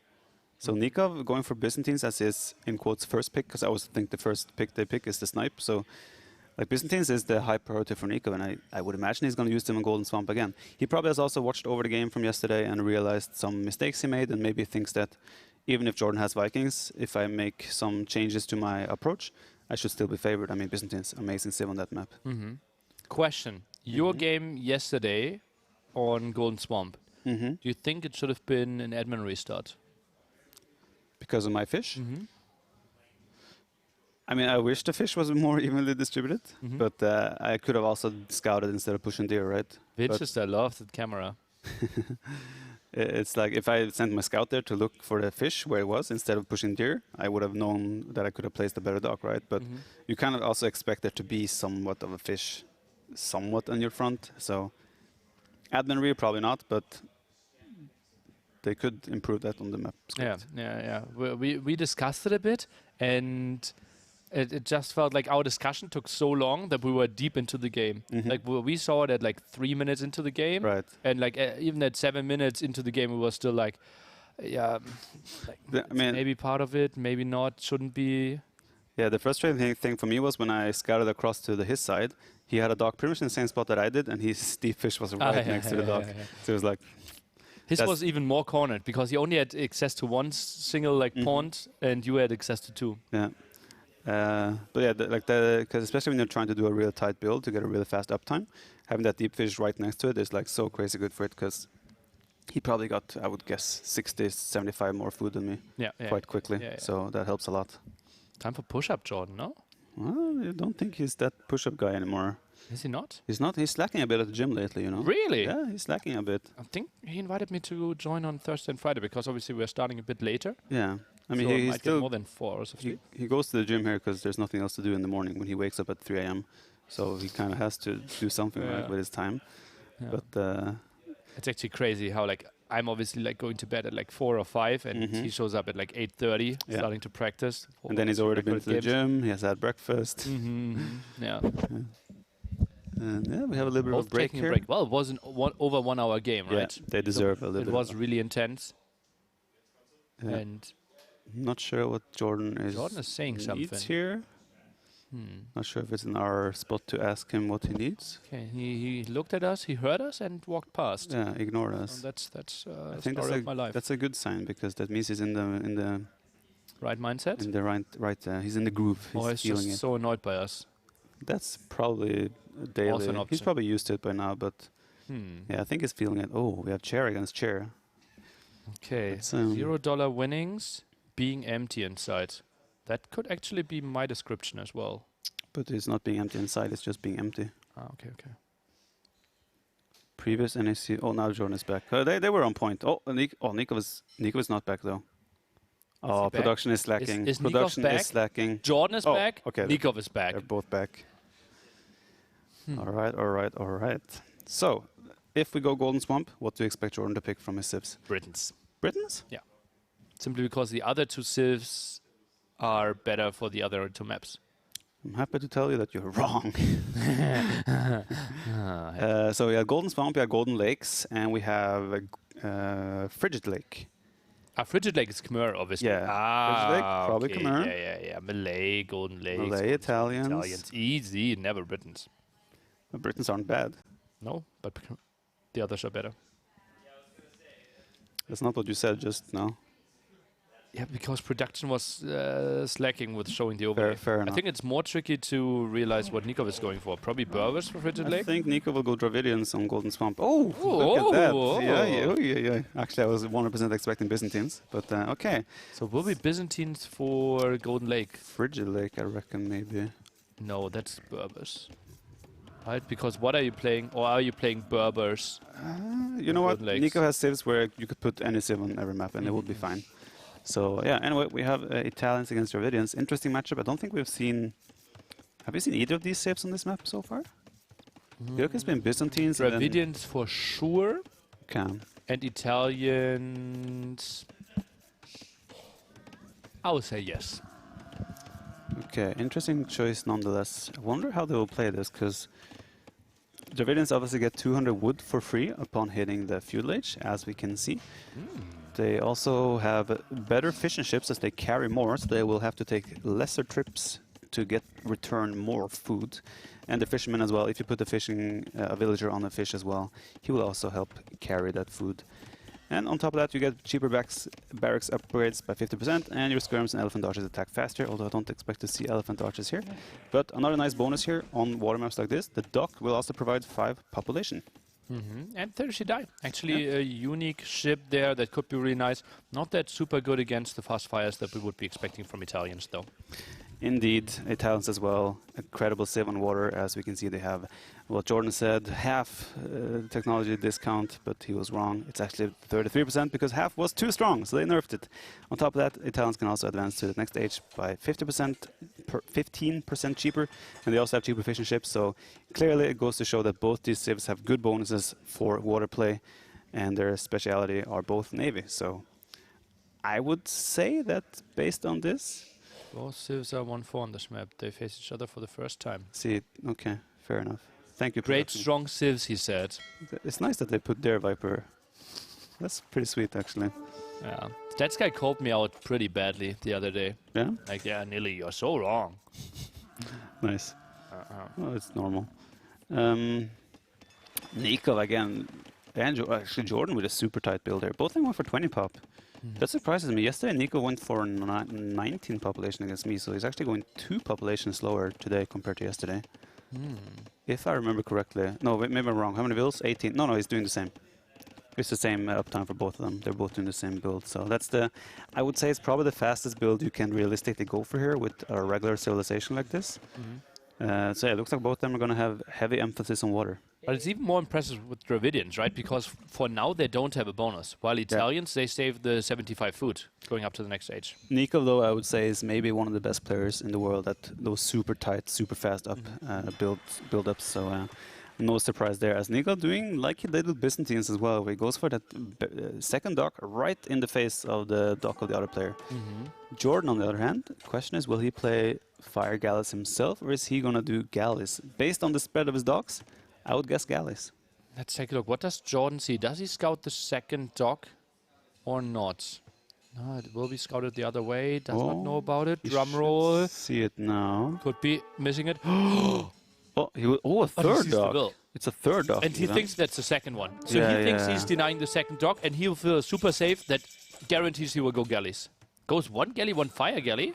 The idea here, I think, is that Villager safe, maybe. Runs around. Scout goes down. Oh! and he's going to see the second dock. This is a great intel by Jordan. He also denies the third dock, so that's... Oh, but that's trapped. No. Can he go through? Will be tight. Oh, he should lose this scout. He won't. It's far I away. don't think The he'll be house able to block. make it back.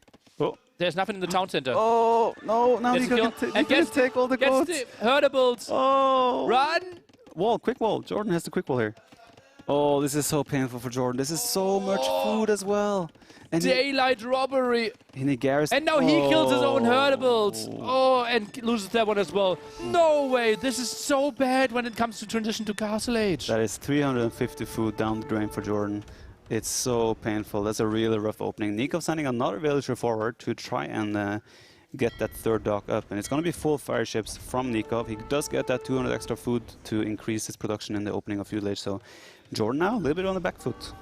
And I think Jordan is building the mill now. Luckily for him, he has deer next to the berries, so that will help him out quite a bit. But still, look at that, one tile away even from the berries. And now some repair. Jordan does not have a villager at the front. Oh, he does as well. Yeah, he is repairing as well, but I'm a little bit concerned from Jordan. This is the one extra production building for Nicov here. No, Jordan is aware of it though, and Jordan is not adding a third dock himself.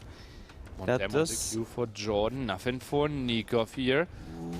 loses one fire ship here, Nico. Jordan does. Great micro by Nicov so far. Nicov is so good with this fire galley micro here as well, as we can see. Jordan is no slacker on that either, so this is super impressive by Nicov so far. He is outnumbering him. Jordan, though, made a way bigger switch to food on land. The villager low HP. Scout could maybe jump for it. The Jordan scout is too low HP as well. Okay.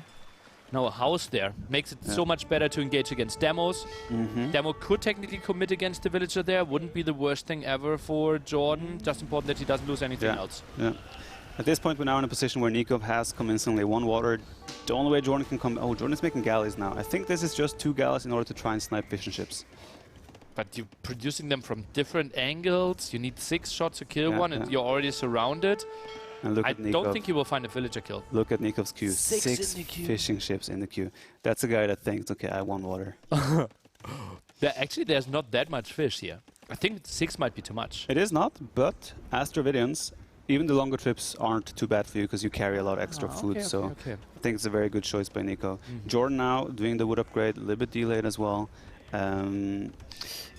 Jordan has to use... I don't like the market position though. That can be taken down by fire ships. It's a little bit of an awkward one, but I guess he kind of has to try and secure his map somehow. I will probably do a bit more of an egg wall on the backside here. Because, I mean, you don't want to lose the market to fire galleys. Yeah, that's actually giving him another target, right? Yeah, and those fire galleys, they typically won't achieve anything. Nicov now, relatively speaking, with the late walls, if Jordan wanted to go for something, right? He only went for 2 docks, so this is a bit optimistic, I would think. Yeah. And Jordan, look at that, he even cancelled the galley on the left dock because he knows he needs those 2 together. Very clever, but what Nicov did against me as well was he made his fishing ships on the front. Now your Jordan is going to go all the way around because he wants to snipe the fish back where Nicov originally made fish, but Nicov has reproduced fish on the front side where he is safe in the arms of his fire ships. Although they don't have arms, but you get what I mean. Jordan did make a really early switch to land equal. Ooh, the fire stopped chasing! Blocking Jordan's each other there. probably going to get some value here. Oh no. Oh, he Two does. arriving. Jordan doesn't even know where the dock is, right? He's looking for the first... Oh, he does know. He's He's just trying to dodge, yeah. And yeah, can just defend this one quite easily. Nicov still using a scout, trying to find out, okay, what is Jordan maybe doing on land here, but not really too much happening. Who can wall all this area off. Now goes for the market himself, but Jordan gets the better prices. Yeah, but Jordan is not selling stone. He has only sold 100 wood so far. I would not be surprised if I mean, look at Nikov's resources. Crazy. Although resource income is the same. It's just like that Nicov killed more. Yeah.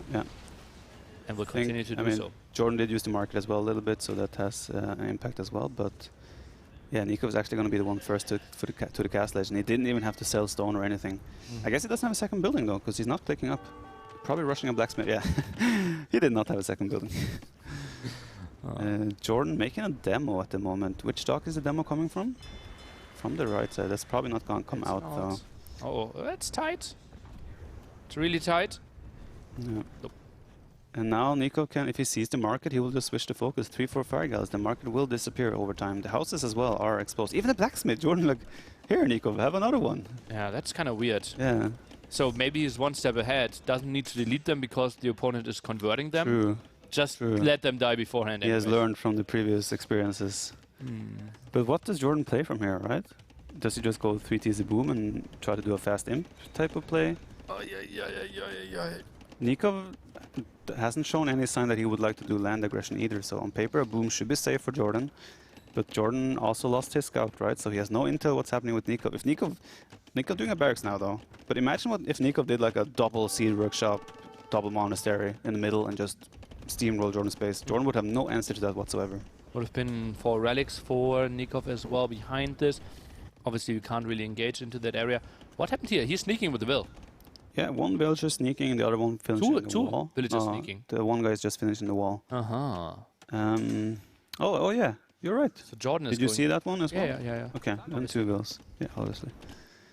But what army will he go for? As Italians, you can kind of do anything. You can go siege, you can go rangeless, you can go stable, but... We've seen him go double monastery, redemption before the siege workshop, so some mix of that is not unlikely. I don't know if he has a barracks at home, because he went market blacksmith, right? So it should be the monk and siege play from Jordan here. But yeah, against you, right? And that came really late, the attack, Yeah. Oh, perfect target for Jordan here. Nicov building a TC right there. So Jordan has his target now for his siege pressure. Nicov lost his scout and is now building a new one. That is very nice by Nicov. Love it. So you go, okay, he had a TC in the middle, one TC in his base, but he went barracks stable.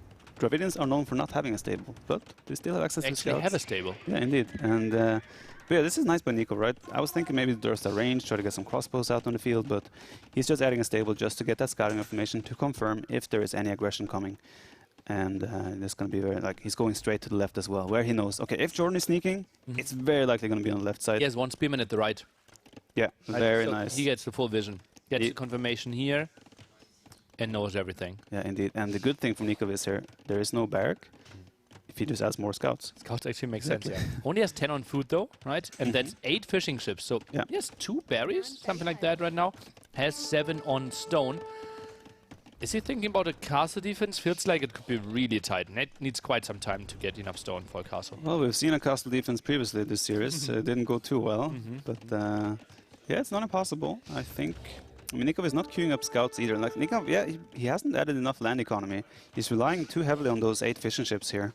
So even though he has 3 TCs up, I don't think he can maintain that production and try to make scouts at the same time. He is adding monks himself at the moment. I think he's building a siege workshop as well. As we see a fire guard that should not accomplish much. Yeah, siege workshop and a university for guard tower defense probably. Ah, that could make a lot of sense. Probably gonna go guard tower defense. Yeah, it gives him the timing. I don't think we get redemption. Yeah, Dravidians don't get redemption. So monk defense would not be an option there. But Jordan, super late with his first mangonel anyways. Probably will end up deleting this fire ship. Indeed. Jordan behind this playing 2 TC at home. Italians are pretty good at this because as a follow-up you can do the sort of fast Imperial Age. If you get like a decent situation going economically, you can also go for Condottiero in the early Imperial Age. Great unit for raiding, especially because you need such little upgrades to get them rolling. You just need some armor upgrades essentially. But yeah, Jordan now also, I mean, the issue for Jordan now is that this is still taking quite a bit of time. And he sees the first tower up already. Jordan's going to need like 4 mangonels once the guard tower upgrade is in. No fletching though. So a bit of range, a bit less damage output, something that Nicov could maybe think about. Also not enough stone to go for a second guard tower. Fletching now coming in, and that villager, I think still can't be hit, right? If you're behind a mangonel? It is safe and sound. Fletching is coming in though, probably about, I mean actually, but okay, now Nicov's food count is really impressive though. Suddenly has 25. Yeah. So he has made a really big switch there as he's trying to get a second tower up. Did he rebuild that one twice? Oh, but mangonel shot could be coming in here. Left, Nicov. Ooh, eats a big one. But Jordan has no villagers on the left side, and you can see the guard tower, how much damage they do to the mangonels. Jordan has to be really careful. Ooh, just gets out of reach there. Jordan probably would like to have 3-4 villagers here, honestly. Because when you're fighting guard towers, once there's 2 and 3 guard towers, you need, like I said, you need like 4 or 5 mangonels to even think about breaking one. Yeah, should have been 2 villagers there. One was on stone there for way too long. Yeah, I think we needed them at the front, and that push kind of stalled out now. And the moment Nicov gets a 3rd tower up, there's no way you can ever contest that area. Again, unless you get like 4 or 5 mangonels and like 5 villagers to repair. But again, then you're so clumped up, right? It's so easy for your opponent to get one single mangonel out. Yeah, Nicov with the perfect defense so far. Jordan will probably force to go for a 3rd TC here and think more about economy at home. Yeah, what can you say? Nicov is just showing us how this is supposed to be played, this map, and he's doing it incredibly well. Really nice early aggression, and he's just so clean, right? That he had the same uptime with the Italians shouldn't really be a thing, right? The Italians should be up 1 pop earlier. Then he gets the extra 200 wood and simply rolled from there. More losses, and now Botkin is coming in. Now it will get really ugly. Yeah, what I love here as well is the amount of farms Nicov got up so fast. Like as soon as he got to cast, ooh, that's a clever move by Jordan. Though Nicov is so on point. Yeah, that's incredible. Really impressive display by Nicov at the moment. I mean, you can definitely tell that Nicov is playing amazing Age of Empires right now. I think this is too ambitious for Jordan. Only 2 mangonels, only 2 villages repairing. You cannot compete with guard towers. And the weird thing is, like, if you watch this game and just saw the last 15 minutes, you always feel like, what is Jordan doing? Whoa, what's happening? He is making so many bad choices. Like, where are the mangonels? Where's the boom? But it all snowballed basically from the early thing. And it feels like no matter what decision he made, it would have emotionally felt like the wrong one. Yeah. The only things you could argue is maybe like a 3rd dock in the Feudal Age, maybe to remain competitive. But then again, he also lost those 4 herdables, and it's like...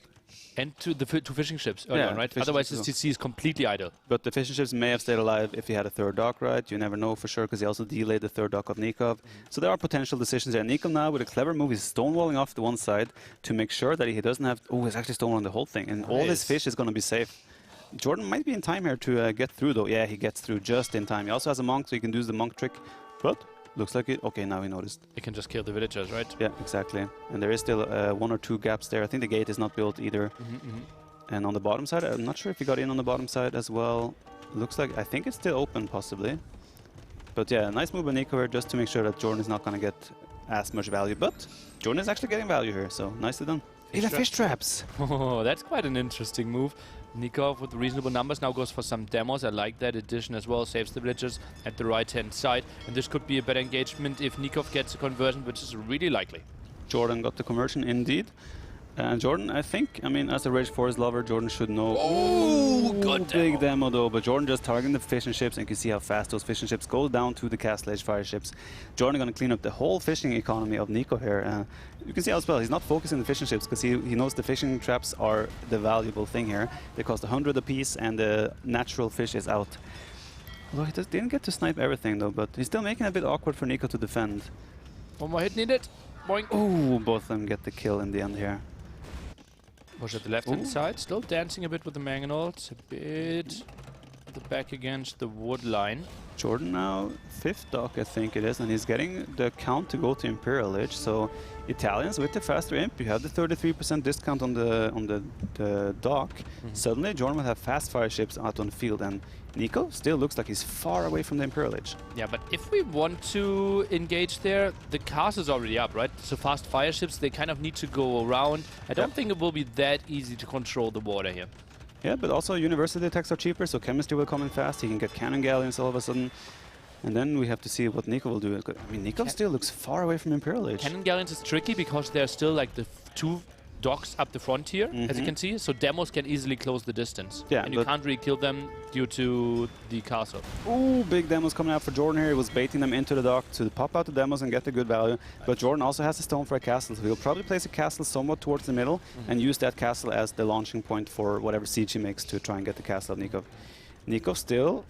At this point, it feels like Nicov is barely going to have clicked by the time Jordan even hits Imperial Age. But this is the strength of Italians. How many villagers does Nicov have on foot?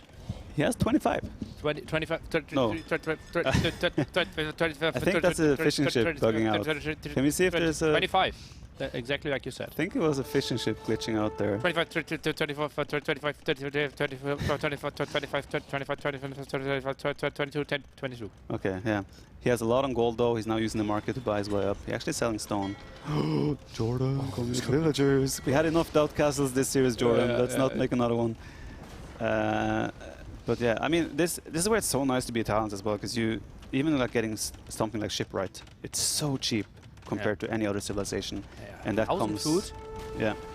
Barely something you can afford normally. Exactly, especially at this stage of the game. But for Italians, it's like, maybe you want to do that as your first upgrade. Yeah. Obviously, allows your ships to be produced with less wood investment and significantly faster as well. Monks now aiming to get the conversions. Gets the one at the left-hand side. Can't be too unhappy with that. Now the gates against this one. Demo wants to squeeze through. Eats a solid shot against the fires there. Obviously was dreaming of more. Yeah, Jordan now walling off the villas as well, so the castle will go up, and we see from Jordan shipwright immediately, followed by fast fire ships. I would love to see chemistry as well come in as soon as he can, because cannon galleons might actually be his best bet here to control the middle. But yeah, I mean, at this point we're reaching a situation when... Well, how many villas does Nico have on food again? You're done. Okay. What I would love from Jordan now is to try and sneak like 1 or 2 barracks just on the right side, just to sneak some condos into the economy, but obviously the focus has to be on the middle right now. The gold income Nicov has there is incredible, and I mean, what's nice for Nicov as well here is that he has those stone walls now on the side, so Jordan is limited to how far he can move with fire ships, and even a guard tower kind of protecting the shoreline here for Nicov. But yeah, Jordan, with that said, I think Nicov's defense has been amazing so far. But also, I think Jordan is doing all the right moves to try and come back in the game. Yeah, certainly. Still 40 population behind, though. Demo now maybe wants to close down the distance. The trap obviously can't move a lot. interesting that Jordan is going for the docks on the front first. It's like you said, he doesn't feel safe when the docks are there. So he's trapping them down first, and then after that he will probably try to go for the castle. And that might be one of the reasons why Nicov actually, before reaching him, added 2 more docks there. That's indirectly buying him time and buys more time for his castle. Yeah, he did that a lot against me yesterday as well, where he just built docks everywhere pretty much. Jordan going for a second castle now on the left side. Nicov doing a second castle as well. So we're going to enter a situation where maybe Bombard Cannon is going to be the play, because Nicov doing chemistry right away. I think there might be no one that played more late game Imperial Age on Golden Swamp than me. And let me tell you, Bombard Cannon is such a crazy, crazy unit. Yeah. Because Cannon Galleons, yeah, they still have those big balls, but they don't do splash damage. They hit exactly 1 unit. But Bombard Cannons, especially if we have like super stacked up units, if you have like 4 or 5 Bombard Cannons moving there, they can completely win you the game. Yeah. They are a bit fragile as well though, so if Galleon comes on top of the Bomber Cannons, they kind of melt fast. They're quite slow compared to a Cannon Galleon as well. And also one thing to point out is the cannonball itself in the air flies way faster for a Bomber Cannon compared to a Cannon Galleon, unless you're Spanish. But oh, Jordan a bit sloppy here, running in under the castle fire from 2 castles. You don't really want to do this. This is unnecessary. Actually, I think he's committing on purpose on the Zero shot, because Nicov is preparing that as if he wants to get a Bomber Cannon out, and Jordan thinks that, so Jordan is committing. There was none in the queue, so it didn't actually delay anything. Demos now, left-hand side, they could commit. That's a lot of heavy demos for Nicov, and they are so He's going for the traps. He's going for the traps. Oh my god! This could be so costly. Jordan is trying to block. He's trying to block. Oh, what a block! What a block! Wow! And he saves 2 traps. That's brilliant move. Sick play by Jordan there. Even with War Gal as well. Still doesn't have Galleon upgrade, but I mean, he has 7 on food right now, so the eco for Jordan is not looking great. Even though he has 100 villagers, he's catching up. Nicov on 140 villagers with still 6 in the queue. Nicov might end up overbooming if he doesn't realize that he already has this much economy. And those 2 traps a bit trapped there? They're actually blocked. Oh, they're completely blocked. Jordan has to chop the tree. You need to either chop the tree, but you need to go for the full 100, I believe. Yeah, he should transporter. He does a transporter for the 2 traps. What are we witnessing? I think he could also just shot the tree with a trebuchet. Oh yeah, itself, true. But Yeah. Transport is cute as well. Oh, that's so sweet. 3rd cast from Jordan. Jordan knows that he has to push the middle, he has to regain control, and this is his way of doing it. I would still like to see chemistry from Jordan. I'm not sure if he did it actually. Demos? Obviously, Talents don't get heavy demo. Oh, that was well done. And he saves those 2 traps. Incredible. Jordan has 5 traps right now. Nicov does have 2 bomber cannons though, and 2 more coming. So, but the thing is, with the castle position of Jordan, those bomber cannons cannot get on top of the trebuchets. So Jordan is making like a slow kind of push where he's like has to defend his trebuchets with static defense such as castles. And if you look at this, it feels like even population, right? Nicov is 50 head though, but those are 50 villagers. Exactly. He needs to make sure that those villagers that are gathering resources are actually getting something out on the map. Can we watch the bomber cannon? Okay, the bomber cannons are backing off. As the soon-to-be galleons try to jump forward to get some value there. Jordan now has secured gold for himself. That's the big thing. He has 1 gold partner on the left, so he's not going to run out of gold anytime soon. And again, Jordan has shipwright. He's saving a lot of wood. Not only saving wood, it's also way faster production on those docks. Guard tower helping out here. Siege workshop dies. I think Nicov needs to rebuild another siege workshop, then they're back. Now bombard cannons, can they get a kill? But Jordan's galleons are stacking. I'm scared. Yeah. Another tower. I have to say, I love how Jordan has approached this in the way to come back though. This has been such impressive. Just the understanding of how he needs to push to try and get a position on the map, and he's done incredibly well so far. Nicov still has the healthy amount of bomber cannons, so I think we have 5 on the field. That is Galleons maybe trying to dive. Bomber cannons not really thinking about. If you're Jordan here, don't you siege up 1 or 2 traps behind that castle to try and always hit his bomber cannons whenever they come close? Could make a lot of sense. Instead, Jordan is probably going to give up this castle to try and take the other castle of Nicov on the top side here. It's so hard to decide what's the right decision to make here. Some cannon galleons, something we would have loved to see. And Jordan obviously can go for some bomber cannon himself and could build them cheaper. Yeah, indeed. Now Nicov, though, he cleaned the castle, so those bomber cannons can come forward, but now they are at risk of being sniped by galleons. Jordan, again, will take out the castle of Nicov, so he's gonna... Suddenly Jordan has claimed the position again on the top side, so this game is neck and neck, despite Nicov having this solid population lead still. 5 bombard cannons. they might dominate the game. Jordan needs bombard cannons himself. Galleons now from the right-hand side. This is impossible to take a proper engagement for Jordan. Every time he patrols in, that means his units stack up even more. The bombard cannons becoming more and more efficient. They're finding so many kills. Yeah, Jordan will have to... Oh, Jordan is now jumping on the bomber cannons. He should get 1 kill here. Yeah, but on the top side, I'm not sure how many ships we have for either side. We have 23 for both sides, actually. Keep upgrades. But Jordan is doing... has half of his army is on the bottom trying to hit those bomber cannons. You know what Jordan can do as well? He can use his trebs on the ships of Nicov. Yeah. Every treb is going to be 1 kill. So if he hits 5 times, 3 times, that's 15 dead ships. Yeah. Nicov getting a little bit ambitious with the... Ooh, 1 bomber cannon with 1 HP survives. And Jordan running out of the gold. That's basically the most important gold income. We even see heated shot here. Bombard cannons getting attacked again, but he didn't attack the low HP ones. And now he stacks up again. This is a brilliant fight for Nicov. Yeah, Nicov using those bomber cannons as bait, search nicely, and like just hitting whenever he wants to. Now those trebuchets are stacked. This could be like triple, quadruple kill for Nicov if he targets correctly. And Jordan dives. Yeah, Jordan has to. He knows he cannot allow those bomber cannons to get free hits there. But in the process, he's losing so many ships to galleons himself. And I think Jordan is slowly realizing that this might be the end of the road for him, but I mean he still has a healthy amount of gold, and he has wood income. I mean he has 33 bills on gold, so he still has gold in his base as well.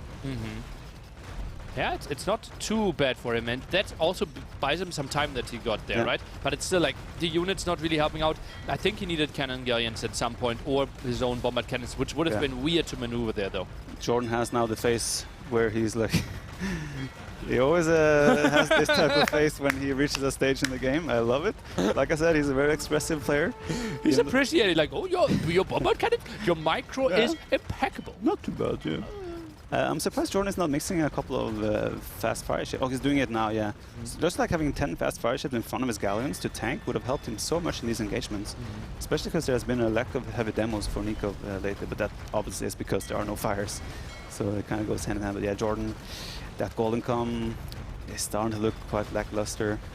Population still not impossible. Nikov's not got that heavy of a population, and those fast fires are now...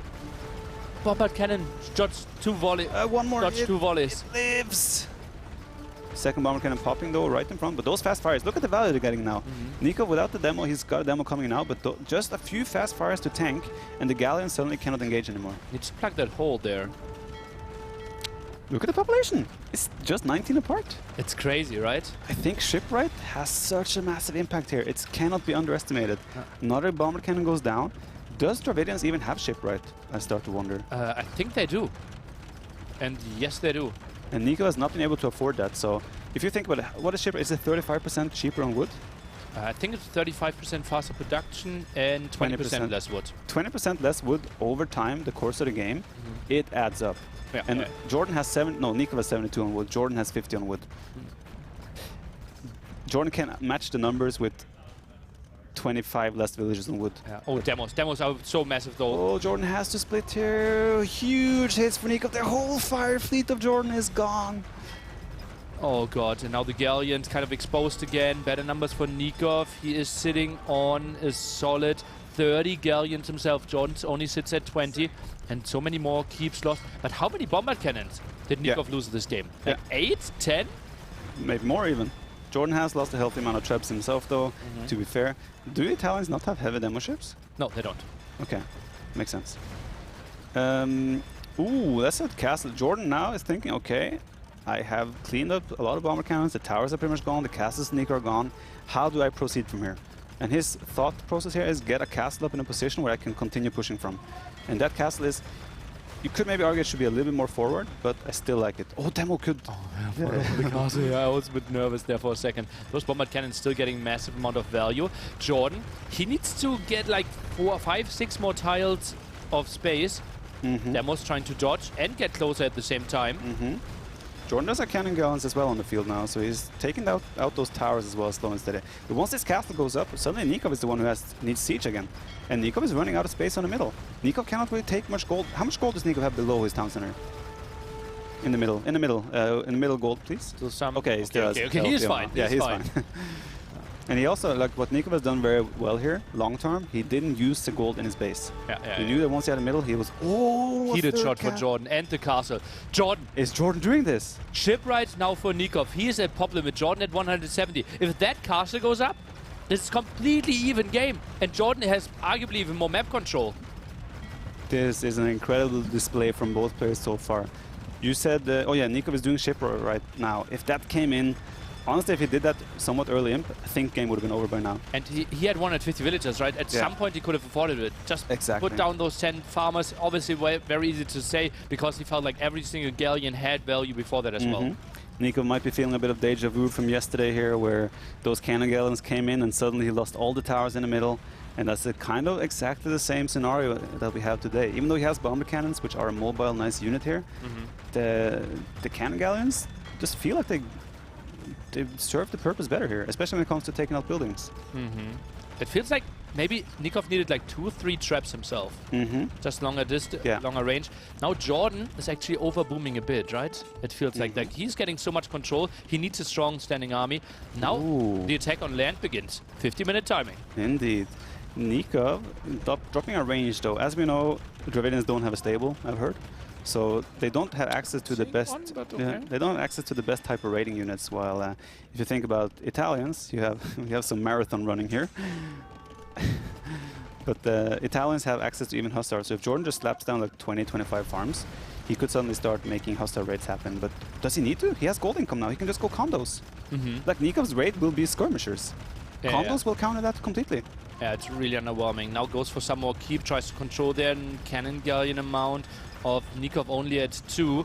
Needs to position him a bit to the right-hand side. That one bombard cannon is still finding some damage, but not having a single cast here for Nicov really hurts him. Yeah, for sure. He has 7 Vales on stone now, so he will eventually get a castle down. Jordan should continue to try and bait Nicov into the castle fire, because Jordan has healing shot as well now, so those castles will melt ships from Nicov, and Nicov even mixing in fire ships himself. He doesn't have, he does have fast fires, it's on the way. But yeah, now that Jordan has castles up, he has heated shot, suddenly Nicov cannot ever engage under the castles from Jordan anymore. Well, it's 3 bombard cannons, and he has 2 cannon galleons, right? So technically he should be able to deal with that, dodges the bombard, the trap shot quite nicely. And now it feels like they're finally fighting with even forces, like both shipwright, both galleon, both fast fires. Yeah, Nicov mixing in cannon galleons as well now. I think he's targeting the trebuchet of Jordan. Yeah, he is. So Jordan's trebuchet will not last longer. And now I think Jordan's going to struggle. He's spent a lot of gold now buying stone, and he continues to do so to keep that castle alive. Jordan trying to do some nice micro over the fires in the front, dodging projectiles. Population very, very close. Nicov still with a healthy military advantage. But this fight, I'm not sure. Does Jordan have to take this fight, I wonder? I don't think so. You can fight under his castle as well. He has 40 galleons here, Nicov against the 30 of Nicov. And we should probably see some more heavy demos here for Nicov. Jordan is pushing this one back. Jordan doing a good job here. I think some of the fires of Nicov were fighting under the castle, but yeah, Nicov now doing his own cast in the middle. Does Jordan have cannon galleons left? Because I think the cannon galleon... Oh! He did destroy the castle! The trap destroyed the castle, Nicov! One shot? He had one trap behind the castle, it shot the castle! Oh, all the stone gone here for Nicov. Now the galleons are diving in really deep. They wanted to snipe those bombard cannons. Jordan losing a lot of control. He's also getting raided at home. Oh, this is looking tricky for Jordan all of a sudden. That skirm raid won't really get a lot of villager kills, but will be annoying for sure. Yeah, Jordan has to idle a lot of economy. Oh, Nicov is doing siege, armored elephant. No, siege elephant? Siege elephant right now as well. So if Jordan doesn't add any units on land now, suddenly his base is going to evaporate. Bombard cannon there, tries to dodge. Oh, trap shot hits in between. And those cannon galleons helping out as well. And Jordan calls it like 30 seconds after he felt he stabilized and pushed in there. He loses the control. The elite skirm raid winning the game or what? I mean, suddenly when you have like 40% of your economy idled in the middle of a fight like that, where you're both spending all your resources, I understand why he resigned. But on paper, it obviously looked like a close game. But when you're in the game and your like economy is empty, you cannot produce anymore. You lost the castle in the middle. You lost your... I mean, he had a dive as well with the galleons, right? Where he lost like most of his fleet. So yeah, Nicov taking it in the end. That was, I mean, people that don't like water maps, watch these types of games. Water maps can be incredibly entertaining. Yeah, like that was really sweet. Like all the like strategic decisions that are going in there behind it. We saw such a variety as well. Yeah, I absolutely love it. Nicov with an amazing opening, Jordan with an amazing comeback, and then Nicov with the amazing, just closing it out in the end. Very, very impressive from both players. Again, I think the level from both these players is incredibly well. They're both playing and performing to the probably the highest level that you can expect from both these players. And like I said, I felt yesterday that Nicov was playing extremely well, and it comes to show here as well, as he is taking the lead against Jordan 2-1. Jordan was down 2-1 yesterday as well against Vinchester, but he was able to make the comeback happen. This was Nicov's home map. They both have won their home maps now, but Nicov did win the neutral map. We'll see if Jordan will go for Golden Lakes now, where he has a little bit of a cheeky Malay pick up his sleeve to make a little bit of a fish booming happening. He has played some Rage Forest lately. I'm not sure if you're aware. I am aware. It's so weird, right? There's one Black Forest tournament once a year. Everyone signs up except Jordan. Yeah. And after the sign-up deadline ends, he starts grinding it. Yeah, and he's like, he regrets so hard that he didn't sign up. That makes zero sense. Because he has realized how much variation and just excitement there is in Rage Forest. You can see so many different variations. Anyway, Rage Forest is for another day, but Rage Forest is a tournament you guys should also be looking forward to, as it is kicking off very soon. 4v4 Black Forest tournament. Yeah. Where basically you pick like S-tier. 16, no, it's A tier. What? No, it got upgraded to S tier, no? I think Nations Cup got upgraded to S tier. I'm pretty sure Rage Forest, maybe I'm wrong. Thought there was some discussion. Doesn't really matter. Doesn't it's a massive $10,000 tournament. Yeah. You can maybe tune in for that one as well if you want to see the best players in the world playing Black Forest. Typically something that's normally considered a noob map, not too competitive, but not in that one. And we will see Golden Lakes, one of my favorite maps that we don't see too often. We're having those 4 pawns and interesting civilizations here. Byzantines, we could have seen them also on Golden Swamp, but we are And Frigid Lake. Frigid Lake as well. Yeah. But then again, you can make the same argument for Malay. I think both their civilizations were viable for both sides. Malay, they have thalassocracy. This makes your docks turn into harbors, where they suddenly have, I think they only have like 7 range, no, 3 range, 4 range? I think 3 range plus bracer.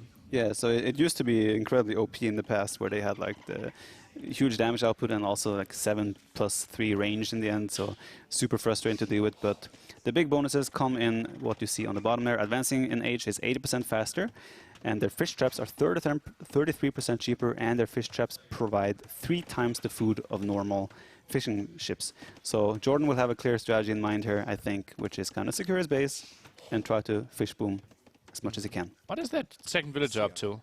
Does he want to go double shorefish? Could be a misclick, could be a shorefish gatherer, could be a villager that is there and it's going to help wall that side as the game goes on. But yeah, it is a bit... Bonus we never talk about, more line of sight for those docks as well. Yeah, Makes it trickier for the opponent to get a dock up unspotted. And with the civilization that Nicov has, which is the Byzantines, they want to get into the pond of the enemy because they have fire ships attacking 20% faster as one of their civilization bonuses. On top of that, their buildings have more HP as well, so if you get a dock up in the enemy pond, as we see Nicov already sending a villager forward because he wants to sneak that dock up, if he gets that building up inside the pond of Jordan, it's going to be even harder to take down. And those fire ships are just incredibly good, and like a Byzantine fire ship even beats a fire ship in the Castle Age from any other civilization. That's sick. Yeah, super Actually sick. Not, Nili did not know that. He was so shocked. I knew it and posted it in my weekly learning YouTube series. And yeah, but I knew it. I didn't know it before I had that weekly learning though. Yeah. Nicov. I think it's so strong. Yeah, that's why I said you were shocked, because you found it out in the weekly. Yeah. I watched your videos. Nice. Anyway, What's my Nicov. YouTube channel again? Wasn't it TheViper AOE? Yeah, correct. Yeah. Right, Nicov my finding. daily blogs about NAC. Nicov finds a pig from Jordan. He's going to send it back home to himself. He's on the way to Feudal Age now. Jordan with the Malay, advancing 80% faster. You can kind of delay the Feudal Age a little bit, but Nicov will not be catching Jordan by surprise here. Jordan with that vision, he will see everything that's coming here. The question is just, can he deny the villager from walling itself in? Because the villager might get to the corner, drop a dock and wall himself in, and then suddenly Jordan has to probably make like double dock himself, which, to be fair, he probably doesn't mind because he wants to fish boom in the end anyway. What do we have here? Oh, I did not read that. Did you read that in time? Yeah, relatively... Oh, there it's back. Look at that. It actually goes to him close to every single time. Yeah, and instantly spotted. And that will be an earlier Feudal Age timing. Jordan now sends the Will over and goes for the lumber camp first. Yeah. He will probably just do a second. He's actually going to click up later, but he's going to be faster to the Feudal Age. I reckon he will probably just. Oh, now he's sending 2 Will. Oh no! Oh! That was. And Nicov, you see the head scratching his like, head. oh, That was close. Oh, 2 more vills. How much percentage is the dock right now? Can we see the dock, please? That dock will go up no matter what. He will be fine. Yeah. Scout v scout. Oh, what? Oh, Repositioned himself. Oh, well, He can't get attacked. This is still. Oh, Jordan should try. What? Trap, trap, trap! What are we witnessing? Oh my God! What a play by He's Nico. smiling. Yeah, the first time ever I see Nico smile. Yeah, He trapped those Jordan vills. needs to send another villager to fight the villager. He needs a villager from the outside to fight the villager. And that's no resource income now. Waltz in that one. Holy moly, what are we seeing? What a play. What a play. As a quick wall enjoyer myself, that was on the top. Oh God. Jordan he is dropping a second dock on the bottom though, so he will be able to outproduce the dock of Nicov. So I mean, if you have 2 docks against 1, you should always win the water. But of course, the Byzantine fireships are going to force you to invest more than you probably wanted to. Yeah, that's such a nice opening here for Nicov. Yeah, incredibly impressive. I think at this point you just wall in Nico's villager in the corner there and leave him be. Because you don't want to have 2 villagers knocking on the palace side and idling all the time. Nico going for a 3rd dock on the top pawn, so he's just going to spread out his fish while trying to be aggressive at the same time. Jordan now is not going to get the smooth fish trap boom that he wanted, so he's going to have to figure out how to deal with this and then adapt into the fish boom that he wants as the game goes on. He gets the kill there against the scout. John will be fully walled, but not impossible that Nicov gets maybe even control of all 3 lakes, the 2 neutral ones and the one in the back. And Malay, yeah, they like to play 1 dock, but still Byzantines, they won't mind having 3. Indeed, and I mean, at some point Malay will have to start investing wood into fishing traps, right? Well, if you just spread your docks in the other ponds, you will be fishing with natural fish without investing into those fish traps. Jordan will wall off this villager so the villager cannot escape. There's still a hole. There's still a hole. Yeah, there is still a hole, you're right. But I'm not sure if Jordan will figure it out. Nicov can just click out. He sees it. Run! Oh, Gets debated. He didn't realize, but he will try to quick wall himself. But again, look at the value Nicov is getting. This one villager, he quick walled 4 vills, he got the dock up in the pond. Jordan is still chasing with 2-3 villagers. This is far from an ideal start for Jordan. Resources collected, 300 more for the Byzantines. Yeah, so smooth. And, well, it will get out of control now, right? If he gets to 3 docks against the 2 docks, and as you said, running out natural fish, not going to be too pretty. Yeah. How many fires do we have from Nico? We have 2 fires, 1 more in production and a demo to follow. So Jordan has to be careful here. If Nico can bait him into stacking up and 1 demo hit is good. Oh, Nico again being annoying with those quick walls. Yeah, this is still scary for Jordan. Like Jordan cannot stop producing military units on the water. He wants to make fishing ships, but he cannot stop producing military simply because there is a Byzantine dock in your lake.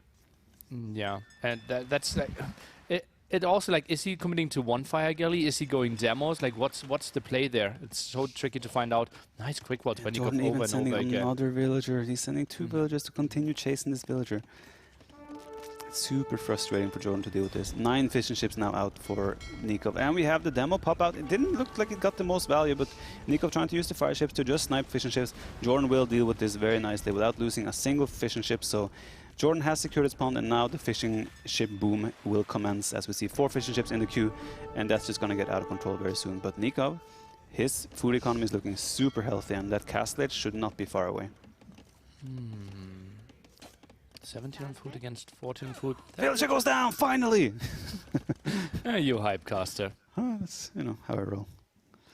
Yeah, Nicov has to feel super happy with the opening so far as well. He's up 2-1, right? If he takes this game, he does close out the series. And I don't think Nicov wants to go into the decider game, which would be Frigid Lake, where Jordan has Khmer. So Market Blacksmith... Berber's what we would expect, likely, right? So Khmer, better economy, Berber, maybe better army composition there in the long run, if we get to it. Good thing for Jordan here is, as we know, he does advance 80% faster. So even though he is on paper quite delayed at the moment... I can hear myself. Oh, that's the POV of Nicov. Wait, why can we hear ourselves? Oh, because that's the hypecasters that we were. What a crazy Nicov quick listening wall to there. the stream? Yeah, that's sick play by Nico. Super smooth quick wall there. Very impressive indeed. Yeah, Nico now using the market a little bit. Jordan doing the same. The funny thing here is Jordan's going to click up and be castle age at the same time as Nico after all of this. Yeah, and resources destroyed way better for Jordan. Obviously, he had to invest a lot into stuff on his own pond, right? Yeah. That's basically like completely wasted fire galleys now. But he barely overproduced. He has 1 fire galley left only. Did he already? He has deleted to make space for fish traps. Yeah. Okay, makes sense. Nicov walling off. Jordan is going to click up soon. Fishing ships now 11 to 13, so Jordan is catching up. The thing is, though, Nikov's fish is still exposed. If Jordan sneaks a villager to a pond, he could do a sneak dock. Did Jordan build a new scout? Did he do barracks? No, that's his starting scout, 2 HP scout. He can check now, confirm. He's going to see market blacksmith, so he's going to know, okay, there's no military coming unless there's a barrack, which he's building right now. So there might be military coming. But now the role of the scout should be to confirm if there's docks on the corners. Oh, he has already done it. Yeah, perfect scouting. Perfect scouting by Jordan. Knows exactly what he plays against. And now the big question, what is the approach? Sending Fish villagers boom. out? No, fish boom all the way. Like, are you adding like 2 town centers at home? Probably, yeah. You probably go 2 or 3 extra TCs, you fish boom like a madman, and you just... 3 extra TCs is an option? Why not? Because you are going like 25 fishing traps here. Yeah, and 3 TC extra. Wow, okay. Why not? 4 dogs, 4 TC. Because Melee lives of their timing, right? You want to have the early imp. So I would have thought, like, I would have naturally felt like 3 TC total plus 3 dogs, and you arrive in with like 90 vills. Or 90... You can do that, but why not just go even the next step, right? Do you think if you're up to imp 1 or 2 minutes earlier, it's going to actually have a huge impact on how the game plays out for you? I would think so, yeah. Okay. Simply because, like, Melee, they would love to get the castle up, would love to get, like, Brace a bit earlier for their elite skirms, likely the unit that we will see here. And if you can pressure this area here, it will be tricky for Nicov to get onto proper gold. But if you're pushing from the middle, like, you can obviously go from the side, but, I mean, Nicov is Byzantines as well, right? He's going to go up super fast as well, very likely. So I would rather hit Imperial Asia with more economy, but we're going to wait and see how they approach this. Jordan has the same eco units now as Nicov, so he has a few more villagers as you expect with the Melee. And fishing ship still slightly ahead of Nicov, but I think Jordan may already have started fish trap booming. Yeah, already 1 fish trap and perfectly placed. Great start for Jordan. What are the ideal army compositions here, assuming that both will have access to gold? Guild nets in for both players as well. Melee has, like, both of them will probably go into range units, but Melee has those cheeky, super cheap elephants. I think there's 33%, no, it's even more right 40% cheaper. 40% cheaper, right? Yeah, and 30% cheaper in Castle Age. I think they cost less than a knight. Yeah, it's incredible how cheap they are. So like, I wouldn't be shocked to see even elephants, depending on what unit Nicov ends up going for, right? Elephant, bombard cannon, something like that. It's Arbalest? so easy to raid at the side. I mean, your fish trap economy is going to be enough to afford you anything you need. So I love what Nicov is doing, though. Look at the vision he has. Holy moly! Could we zoom out a bit more? And even doing a tower. Will Jordan be able to see that? Everything. Holy moly! Beautiful vision from Nicov. He's doing an outpost on the top side now as well, so he's going to know exactly what is coming at all times. Does Jordan see this tower? I wonder. Jordan does see the tower, and he's not reacting at the moment. He has a secondary stone income, though, right? This is not his only stone. So yeah, he probably doesn't care too much about that. He probably thinks, okay, that's the waste of stone for you. Nicov, though, resources building up towards the Imperial Age. Jordan is pulling ahead economically, though. Resources collected are... Now Jordan is ahead.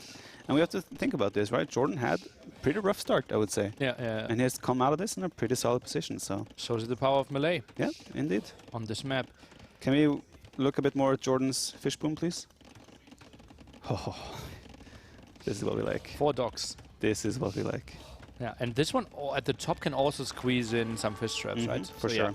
All these docks are going to be fully surrounded by fish traps at the end. 2,100 food there for 1 fish trap. You obviously get like triple the amount, I believe, than a normal fish trap. Yeah, 3 times more.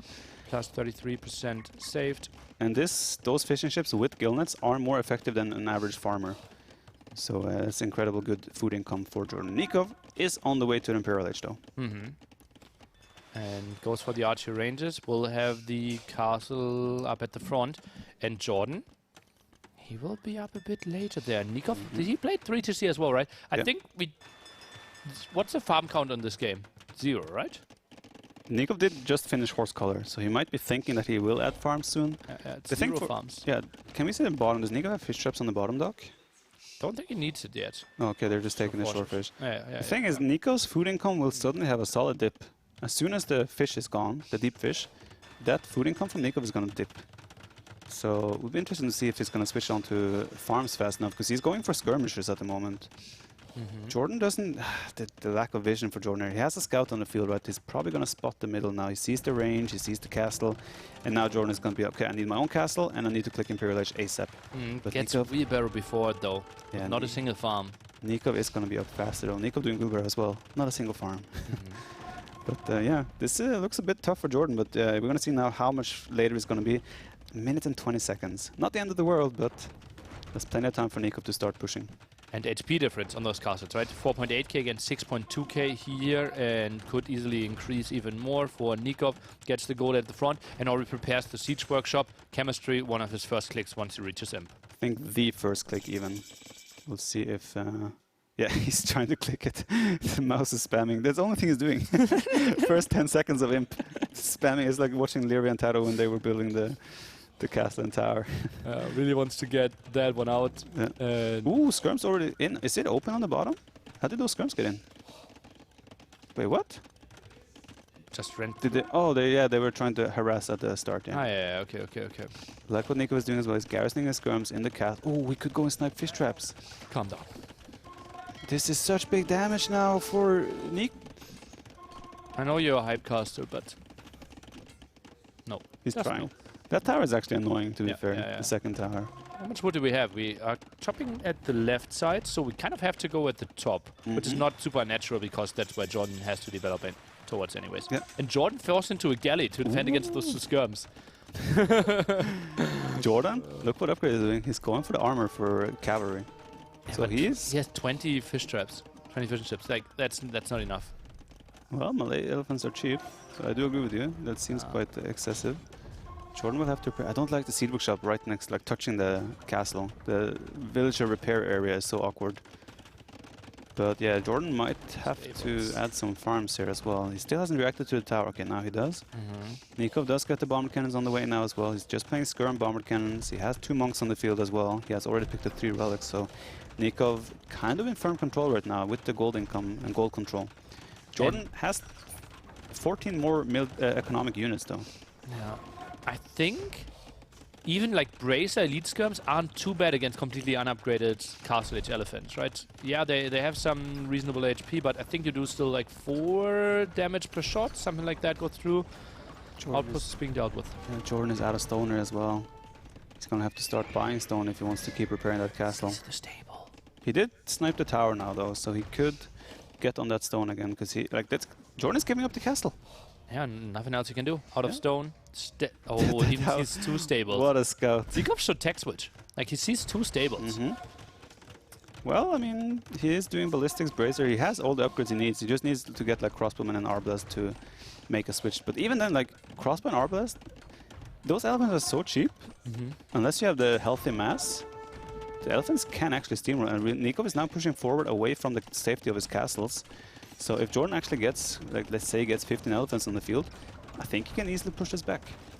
Okay, let's see. He has 4 right now, 3 more in the queue. But like, what can he push back into? Like, he can't really kill the castle anyways. Now the elephants are being shown. And Nicov, let's see if he wants to micro against this or just packs up with the traps. Yeah, I think the situation for Jordan here, still doing the... Like, Nikov's bomber cannon micro is on point every series. Ooh, big hit here for Nicov. Really nice. Yeah. That castle might help out. Traps are running. Now pikemen are arriving as well. Nicov snipes down those skirmishes, scares those away, and elephants not achieving what they wanted to. I think they're achieving exactly what they wanted to. They wanted to buy time to allow him just more room to breathe and make more units. So obviously, ideally you kill 4 traps there, right? But that's not what Jordan can expect right now. Jordan just needs to buy time so he can get the number. And he won't get that time. The elephants didn't achieve what they wanted to. 3-1 here for Mr. Nicov. And Jordan back against the wall. 1-3 now in the group stage. It's a must win for him tomorrow. And even then, lots of question marks if he will make it through into the bracket stage. Jordan resigned with the same population here as Nicov. Obviously, the situation is looking dire. If those traps destroy the archery ranges, I guess his production will be gone, but... It's like no gold, and he has no gold control, like no second castle to follow up. He doesn't get onto traps. Bombard cannon will be tricky to get there, right? Because bombard cannons, like, you need to invest so much to even get to reasonable competitive numbers. Yeah, I mean, this also snowballs from the start, right? Nicov with the amazing move with the villager. Even though Jordan had vision with the Malay dogs, he was not in time to be able to react to the sneak villager from Nicov, and then the quick wall on the 4 villages was beautiful. Okay, question, something that we probably shouldn't discuss on stream, but I will do it anyways. Jordan had a similar game where there was a sneaky villager against TaToH in a practice game, right? You know, where like Dowd and I got like really chatty, and there was some discussion in the team. Right. Did we do a mistake not properly discussing like how we want to approach those situations in the future? Because we know that Jordan was really pissed at our behavior. We did make fun of him for how he chased with villagers. He chased with 8 villagers. Exactly Right. Yeah. No, I think it's a very tough one. It's really hard. Like again, when you're in the heat of the moment, this is like decider match as well for Jordan. If he loses out, to make the right call on the spot. But I mean, with the execution from Nico and the quick wall, I mean, that was the quick wall was absolutely crazy. You should expect to kill a villager with 5 vills yourself, right? Yeah. It is. But I think you have to do an interview now with the. We have to do an interview now. Me? Yeah, obviously. Okay, I guess we have to do an interview right now. Yeah. I paid you for 5 games, and if it's not 5 games, it's 4 games plus an interview. Okay, see you soon.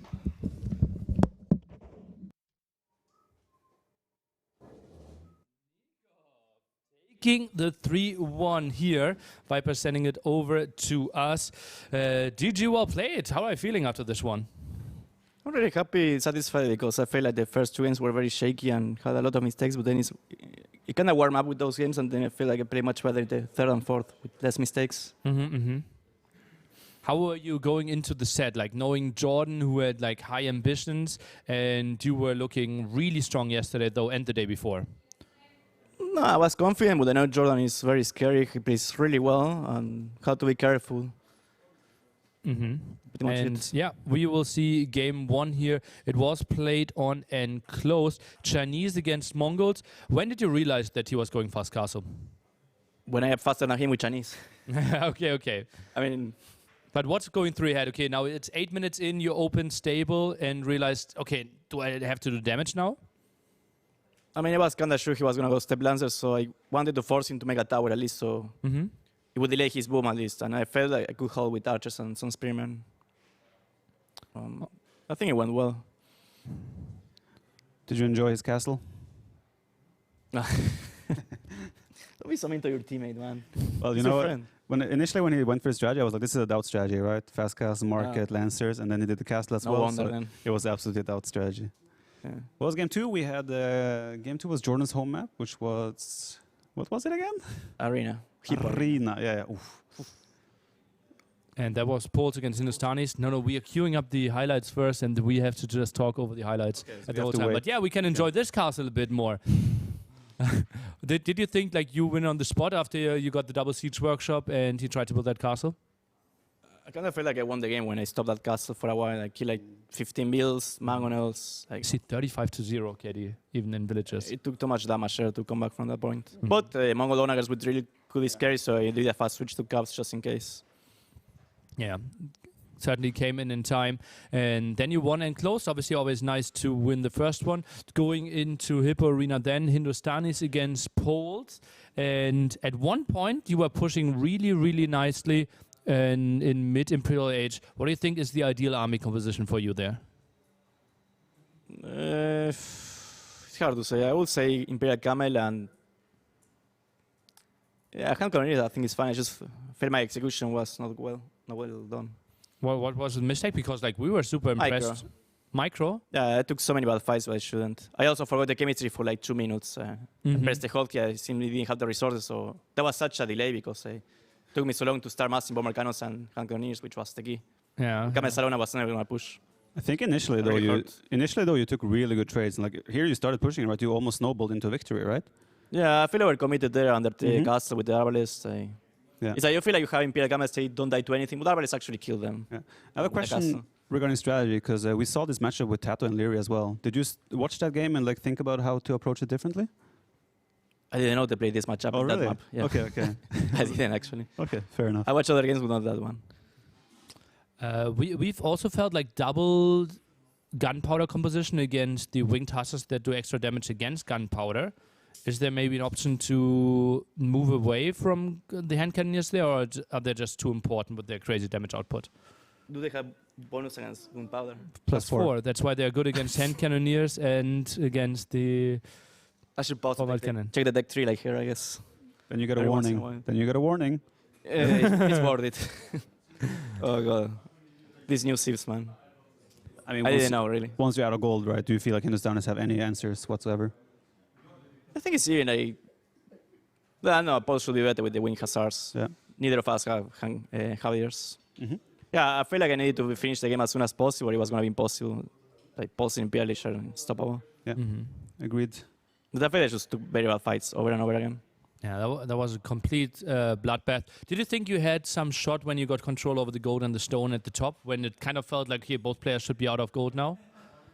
No, there was still gold on top there. Yeah, but the top right, you got kind of some control there for a small moment. I know he was going to take that castle down. I wasn't very optimistic there. I was like, I'm going to grab some gold out of it and then lose that position, I guess.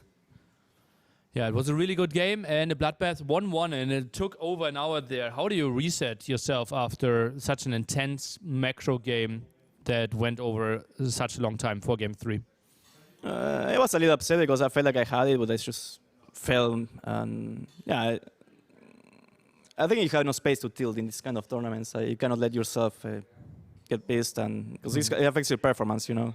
Yeah. So it's just, okay, bad game, we move next, and keep playing like this. Is it that easy? Okay, some people struggle with that. And here, well, you showed that you came prepared, had a really nice opening there with the Dravidians. He also didn't have a great idea that you went for the 3 docks early on and simply got 3 of his herdables.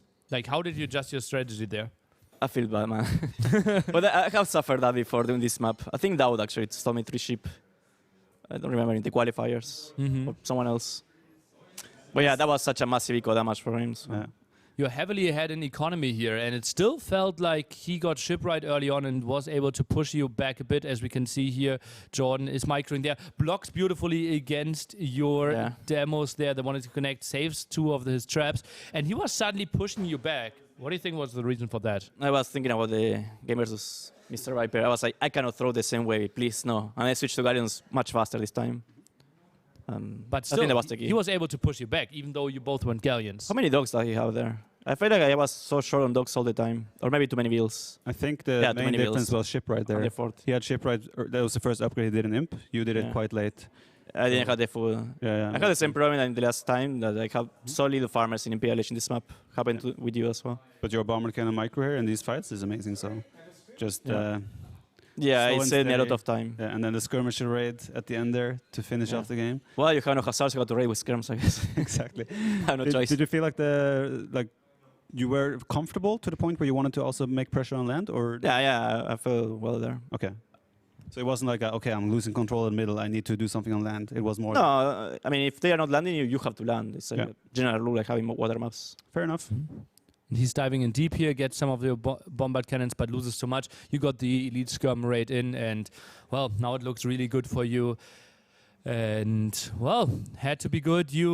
Were you relieved, like, having the VIPER game in the back of your head? I had the ghost from yesterday chasing me. I was like, I had to win this time.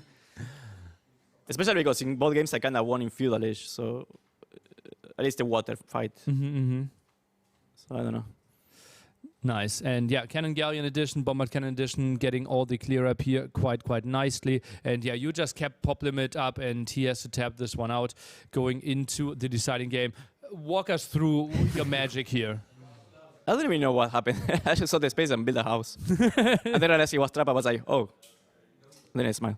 As a quick wall enjoyer, I really enjoyed that one. So I mean, he's eventually going to escape, but that delays his eco a lot. Like 4 or 5 wheels there, no guarding wood. So and he kept... Why didn't fish booming into other ponds? I think that was really... Yeah, was a very nice execution for her, and he kept chasing you around the whole Feudal Age as well, right? 2-3 villages all the time, so you're getting so much value from there. Well, he had to. I might build a barracks or something. With Byzantines, that's annoying. Yeah, for sure. And then you played Elite Skirmisher opening. He couldn't really get onto proper army composition, and now you are 2-2 in the standings, I believe. Yeah.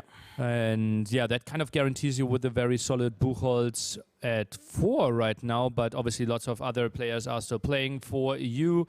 To kind of guaranteed, I think you are in the top 8 now. It's secured. Hopefully. I'm not sure yet. I would think so, because, well, ACCM, Vinch, 2 of them can't overtake you. Actually, it's wild. It's wild. I think we will do the math tomorrow at the start of the stream, but certainly good scenario for you there.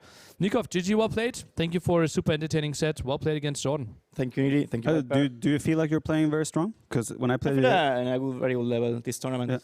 When I played yesterday, that's what I felt. And I was like, if you play like you played yesterday against Jordan, I felt like you would take it. I think it's time to change my no eco upgrades description before my match, because I'm getting them every single time and they are still there. I'm like, dude. Well, I think we changed those. Really? Yeah, the new eco. There was one scene, and that was like a placeholder that we had before. I think that was only before game 1, day 1, and we even changed it like during the game already. Okay, then it's. I think you're now known for. I was actually offended by that. You're Yeah, now yeah, known we- for we- like early eco civs or something like that, right? Yeah. I will be on T90 though with the no eco upgrades memes in Hidden Cup. Yeah. All right. Cool. See you Okay, guys. thank you so much.